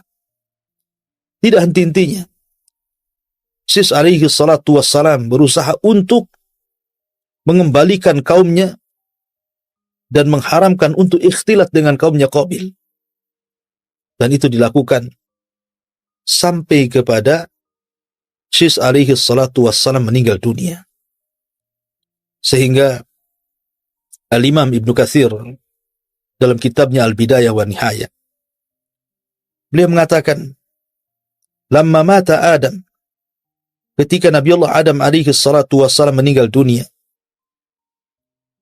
maka Adam alaihi salatu wassalam kemudian memerintahkan keturunannya, Syith alaihi salatu wassalam, untuk menggantikan beliau menjadi nabi. Maka ketika Allah Subhanahu wa taala takdirkan Qabil membunuh saudaranya Habil, maka kemudian sebagai pengganti Habil adalah Syith alaihi salatu wassalam. Tapi setelah kemudian Syith meninggal dunia, maka dimerintahkan salah satu putranya yang bernama Anush untuk menggantikan dirinya, terus mendakwahkan kepada kebaikan. Kemudian setelah Anush meninggal dunia, maka kemudian Anush pun mewasiatkan putranya Qainan untuk melanjutkan perjuangan kakeknya Syis dan Adam untuk menyeru manusia kepada kebaikan. Kemudian setelah Qainan meninggal dunia, maka Qainan pun kemudian mewasiatkan kepada putranya yang bernama Mahlail, yang konon kata Imam Ibnu Katsir, Mahlail ini orang-orang Persia menganggap dia adalah Malikul Aqalim Sab'ah, raja yang menguasai 7 iklim. Dan dia orang yang pertama kali menebang pohon. Bahkan dialah yang kemudian membangun negara yang disebut dengan Babil. Bahkan ada yang mengatakan, dialah yang mengumpulkan para tentara untuk melawan dan berperang melawan iblis dan tentaranya. Yang kemudian akhirnya tentara iblis pun lari tunggang langgang ke gunung-gunung, ke hutan-hutan, ke padang pasir, dan begitu seterusnya. Nah, ketika Mahlail kemudian meninggal dunia, maka kemudian dia wasiatkan kepada putranya yang dikenal dengan Idris alaihi salatu wassalam. Dan dia nabi yang ketiga setelah Adam, kemudian Syith, kemudian Idris alaihi salatu wassalam, yang dikenal namanya adalah Khanuh ibn Mahlail ibn Qainan ibn Anush ibn Syith ibn Adam alaihi salatu wassalam. Ma'asyiral muslimin yang dimuliakan Allah subhanahu wa ta'ala, Allah subhanahu wa ta'ala memang tidak menyebutkan tentang kisah Syith dalam Al-Quranul Karim. Tapi ada isyaratnya dalam hadis Nabi SAW sebagaimana yang tadi saya sebutkan. Berbeda dengan Idris. Idris alaihi salatu wassalam disebutkan dalam Al-Quran. Allah subhanahu wa ta'ala berfirman dalam surah Maryam, "Wadhkur fil kitabi Idrisa innahu kana siddiqan nabiyya." Ceritakan wahai Muhammad, fil kitabi Idris, di dalam Alkitab Al-Quran ini tentang kisah Idris alaihi salatu wassalam. Innahu kana siddiqan nabiyya. Sesungguhnya Idris adalah orang yang sangat jujur dan dia adalah seorang nabi. Wa rafa'nahu makanan 'aliyya. Dan kami angkat Idris ke tempat yang paling tinggi. Anda harus tahu bahwa Allah subhanahu wa ta'ala ketika mengutus para nabi dan rasul itu cukup banyak berdasarkan hadis Abi Dzar yang bertanya kepada Nabi SAW tentang jumlah para nabi dan juga jumlah para rasul. Sehingga Nabi SAW menjelaskan bahwa adadul anbiya, jumlah para nabi itu 120.000 dan jumlah rasul itu 315. Tetapi Al-Quranul Karim tidak menyebutkan semuanya. Walaupun demikian kita harus beriman kepada para nabi yang disebutkan dalam Al-Quran yang jumlahnya 25 nabi dan rasul, ataupun yang tidak disebutkan dalam Al-Quran yang jumlahnya 120.000 nabi dan 315 rasul. Dan itu akidah ahli sunnah. Walaupun yang kita kenal, yang kita harus imani adalah 25 nabi dan rasul karena namanya dicantumkan dalam Al-Quran, di mana 15 secara nama tercantum dalam surah Al-An'am dan sisanya sampai 25 nabi dan rasul tercantum dalam beberapa surat di dalam Al-Quranul Karim. Lah para nabi ini ada yang dikisahkan secara utuh, detail, lengkap, seperti kisahnya Nabi Musa alaihi salatu wassalam, dan itu kisah terbanyak sampai Allah sebutkan 133 lebih tentang kisah Nabi Musa dalam Al-Quran. Dan itu kisah paling detail dalam Al-Quran, kisah Nabi Allah Musa alaihi salatu wassalam. Kemudian juga kisah Ibrahim alaihi salatu wassalam, cukup detail. Sebutkan masa remajanya sampai kepada masa tuanya. Tapi ada juga Nabi itu tidak disebutkan secara rinci, hanya disebutkan kisah globalnya. Seperti kisah Nabi Saleh, Nabi Syuaib, dan nabi-nabi yang lainnya. Tapi ada nabi juga sama sekali kisahnya hanya cuplikan saja. Seperti kisah Idris tidak disebutkan bagaimana masa kecilnya, masa remajanya, sampai tuanya. Hanya Allah mengatakan, wadhkur fil kitabi Idris, innahu kana siddiqan nabiyya wa rafa'nahu makana ali, hanya isyarat saja. Sebutkan ya Muhammad di dalam Al-Quran tentang kisah Idris. Sungguhnya dia seorang yang jujur dan seorang nabi dan kami angkat di tempat yang paling tinggi. Tapi ada juga yang disebutkan namanya tapi tidak ada kisahnya. Seperti Zulkifli, Ilyasa, dan beberapa para nabi. Walaupun demikian tetap kita mengacu kepada Al-Quran dan Sunnah yang sahih tentang kisah para nabi dan rasul. Walaupun disisipkan tentang kisah Israiliyat, tentu kisah-kisah yang tidak bertentangan dengan Al-Quran dan Sunnah, karena Nabi SAW bersabda, hadithu an Bani Israel wala haraj, ceritakan tentang kisah Bani Israel, dan itu tidak mengapa selama tidak bertentangan dengan Al-Quran dan Sunnah.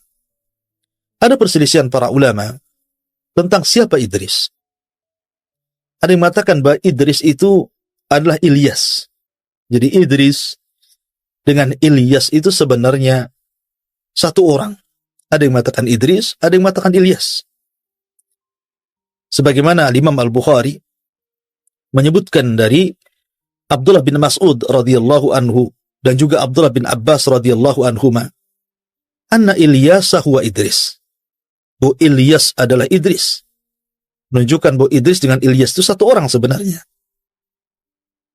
Dan dari Anas bin Malik radhiyallahu an dalam peristiwa Isra dan juga Mi'raj ketika Nabi SAW kan berjumpa dengan Idris, maka Idris mengatakan kepada Nabi SAW, marhaban bi akhin salih wan nabiyyin salih. Selamat datang wahai saudaraku yang saleh dan nabiku yang saleh. Dan dia tidak mengatakan seperti yang dikatakan Adam dan Ibrahim, mengatakan marhaban bin nabiyyin salih wal ibni salih. Selamat datang wahai nabi yang saleh dan anakku yang saleh. Maka ini juga cerita bahwa Nabi SAW berjumpa dengan Idris. Dan ada yang mengatakan sekali lagi bahwa Idris adalah Ilyas, tetapi pendapat yang kuat wallahu alam bahwa Ilyas sendiri dan juga Idris sendiri, dan itu yang dikuatkan oleh Imam Ibnu Katsir rahimahullahu taala, wa anna Ilyas laisa huwa Idris, bahwa Ilyas itu bukan Idris. Ilyas sendiri, Idris sendiri, artinya Ilyas ada kisahnya, Idris juga ada kisahnya yang sekarang sedang kita ceritakan. Ma'asyiral muslimin yang dimuliakan Allah Azza wa Jalla, sebenarnya Idris itu dilahirkan ketika Adam alaihi salatu wassalam masih hidup. Ada yang mengatakan ketika Adam berusia cukup tua, di mana Idris berjumpa dengan Adam itu sekitar 120 tahun sebelum meninggal Adam alaihi salatu wassalam. Ada yang mengatakan 308 sebelum meninggalnya Adam alaihi salatu wassalam, Idris lahir. Artinya bahwa Idris masih berjumpa dengan Adam alaihi salatu wassalam. Nah, Adam itu juga diberikan usia cukup panjang. Ada yang mengatakan usianya 1000 tahun, tapi kemudian dikurangi menjadi 960 tahun, karena yang 40 tahunnya diberikan kepada salah satu umatnya yang sangat menakjubkan Adam dalam mimpinya, dialah Daud alaihi salatu wassalam. Nanti akan sampai kisahnya. Tapi yang jelas bahwa Nabiullah Idris alaihi salatu wassalam diberikan oleh Allah subhanahu wa ta'ala kecerdasan. Maka disebut Idris dari kalimat dirasah. Karena di antara keistimewaan daripada Idris alaihi salatu wassalam, di mana dia awal man khatta bil qalam, bahwa dia adalah nabi yang pertama kali mencatat dengan pena. Jadi dia orang yang pertama kali mencatat dengan pena. Dan juga diberikan ilmu yang luas dan luar biasa. Dia suka membaca. Lah Idris alaihi salatu wassalam ketika melihat kemungkaran dari kaumnya Qabil yang semakin hari semakin rusak kondisinya, maka Idris pun kemudian mulai mengumpulkan kaumnya kemudian mengajak berjihad untuk menumpas kemungkaran yang ada pada kaumnya Qabil. Dan dialah Nabi yang pertama yang melakukan jihad, Nabi pertama yang menawan, dan Nabi pertama yang mengambil harta rampasan perang. Tetapi harta rampasan perang, sejak zaman Idris alaihi salatu wassalam sampai Nabi Isa alaihi salatu wassalam belum dihalalkan. Jadi mereka hanya mengambil harta itu, kemudian diserahkan kepada Allah Azza wa Jalla dengan cara diletakkan di bukit-bukit dan gunung-gunung.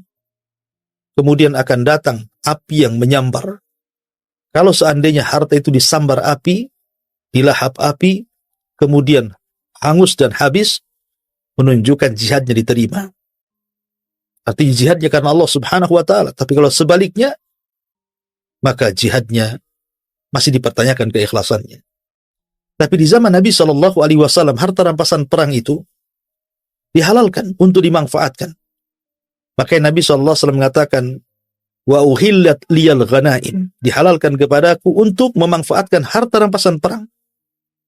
Maka Nabi SAW berhak mendapatkan 1/5 dari harta rampasan perang, khumus. Ma'asyiral muslimin, para pemirsa Kiswah TV yang dimuliakan Allah Subhanahu wa ta'ala. Maka Idris alaihi salatu wassalam berusaha untuk memperbaiki kondisi, berjihad, melawan kemungkaran. Dan siapa yang tidak ikut ajarannya ditangkap dan jadi tawanan. Dan hartanya dirampas.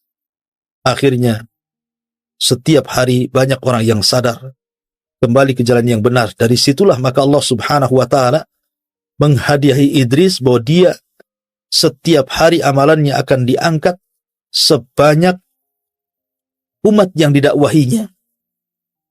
Maka Idris alaihi salatu wassalam pun kemudian meminta kepada Allah Subhanahu wa ta'ala untuk ditangguhkan usianya. Setelah dia mendapatkan kabar, dia mendapatkan pahala sebanyak kaumnya, kebaikan kaum yang dakwahinya, maka dia ingin diperpanjang usianya supaya makin banyak lagi kebaikan yang akan diangkat ke hadapan Allah Subhanahu wa ta'ala. Ada juga kisah tentang kematian Idris alaihi salatu wassalam. Ketika Allah Subhanahu wa ta'ala berfirman, wa rafa'nahu makanan aliyya, kami angkat Idris ke tempat yang tinggi. Maka ada kisah Israiliyat bahwa ketika Idris alaihi salatu wassalam, sebagaimana dikatakan oleh Ka'ab al-Akhbar, ketika Allah Subhanahu wa ta'ala mewahyukan kepadanya bahwa dia akan mengangkat setiap hari pahala seluruh amalan Bani Adam. Kemudian Idris pun berdoa kepada Allah Azza wa Jalla untuk ditangguhkan usianya agar jangan cepat diwafatkan. Berjumpalah Idris dengan malaikat Jibril. Kemudian dia meminta kepada Jibril untuk dipertemukan dengan malakul maut. Maksudnya supaya Idris bernego dengan malakul maut agar jangan dulu dicabut nyawanya dan agar ditangguhkan usianya. Maka kemudian Idris pun diangkat oleh Jibril ke langit. Kemudian sesampainya di langit yang keempat, tiba-tiba malakul maut sudah menunggu di situ. Jibril pun heran, kenapa malaikat maut sudah ada di situ? Maka Jibril bertanya, kenapa engkau sudah di sini? Maka malakul maut mengatakan bahwa Allah merintahkan aku untuk mencabut nyawa seorang manusia di langit ini. Aku pun heran, mana ada manusia di sini? Rupanya di situ ada Idris yang dibawa oleh Jibril. Subhanallah. Idris ingin meminta tangguhan usia, sementara malakul maut diperintahkan Allah untuk mencabut nyawa Idris. Itulah kematian. Apabila datang kematian, maka tidak ada yang mampu mencegahnya. Walaupun kita berusaha untuk membentengi diri kita, rumah kita, tetap saja.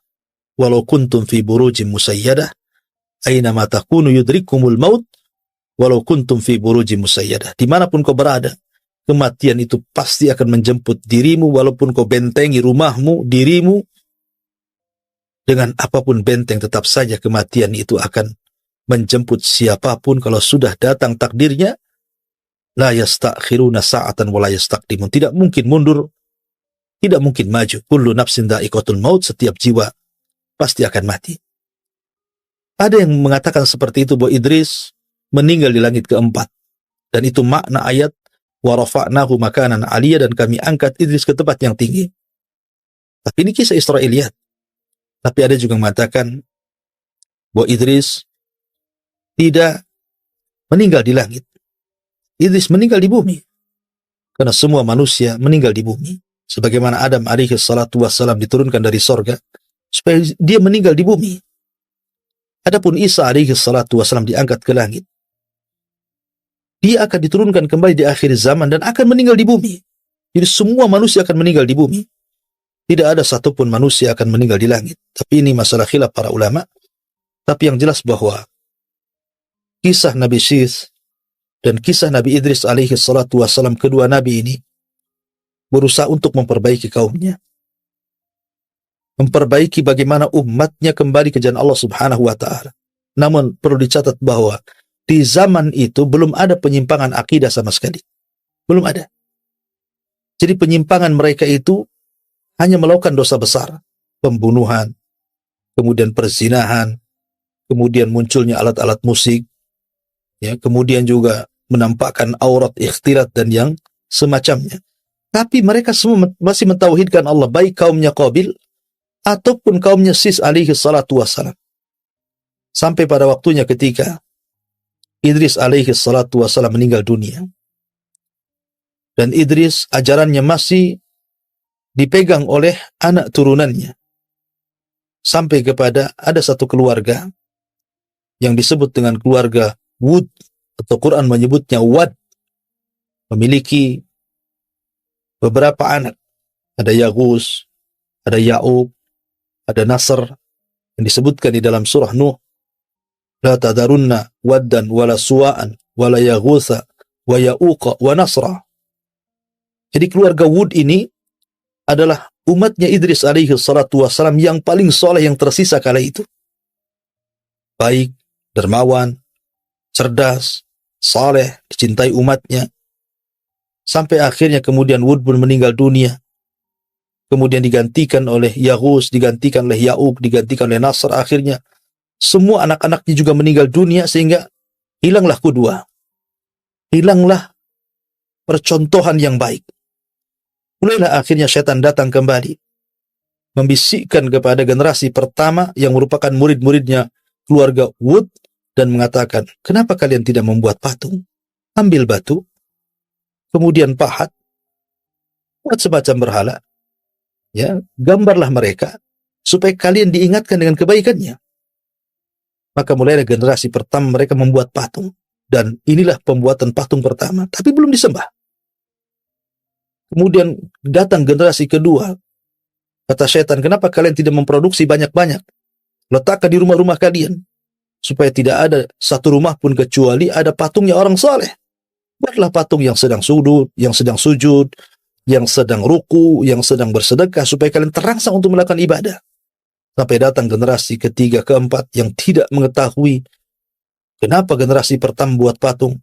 Akhirnya kemudian setan pun mendatangi mereka dan mengatakan, aku hidup di zaman bapak dan kakek kalian, sesungguhnya mereka membuat patung ini agar kalian menyembahnya. Maka terjadilah kesyirikan pertama setelah Idris alaihi salatu wassalam, itu pun setelah asyratu qurun, setelah 1000 tahun dari zaman Adam alaihi salatu wassalam, sampai akhirnya diutus kepada mereka seorang nabi yang merupakan rasul pertama di dunia, Nabi Nuh alaihi salatu wassalam. Dan nanti akan kisahnya, karena Nuh ini cukup panjang kisahnya.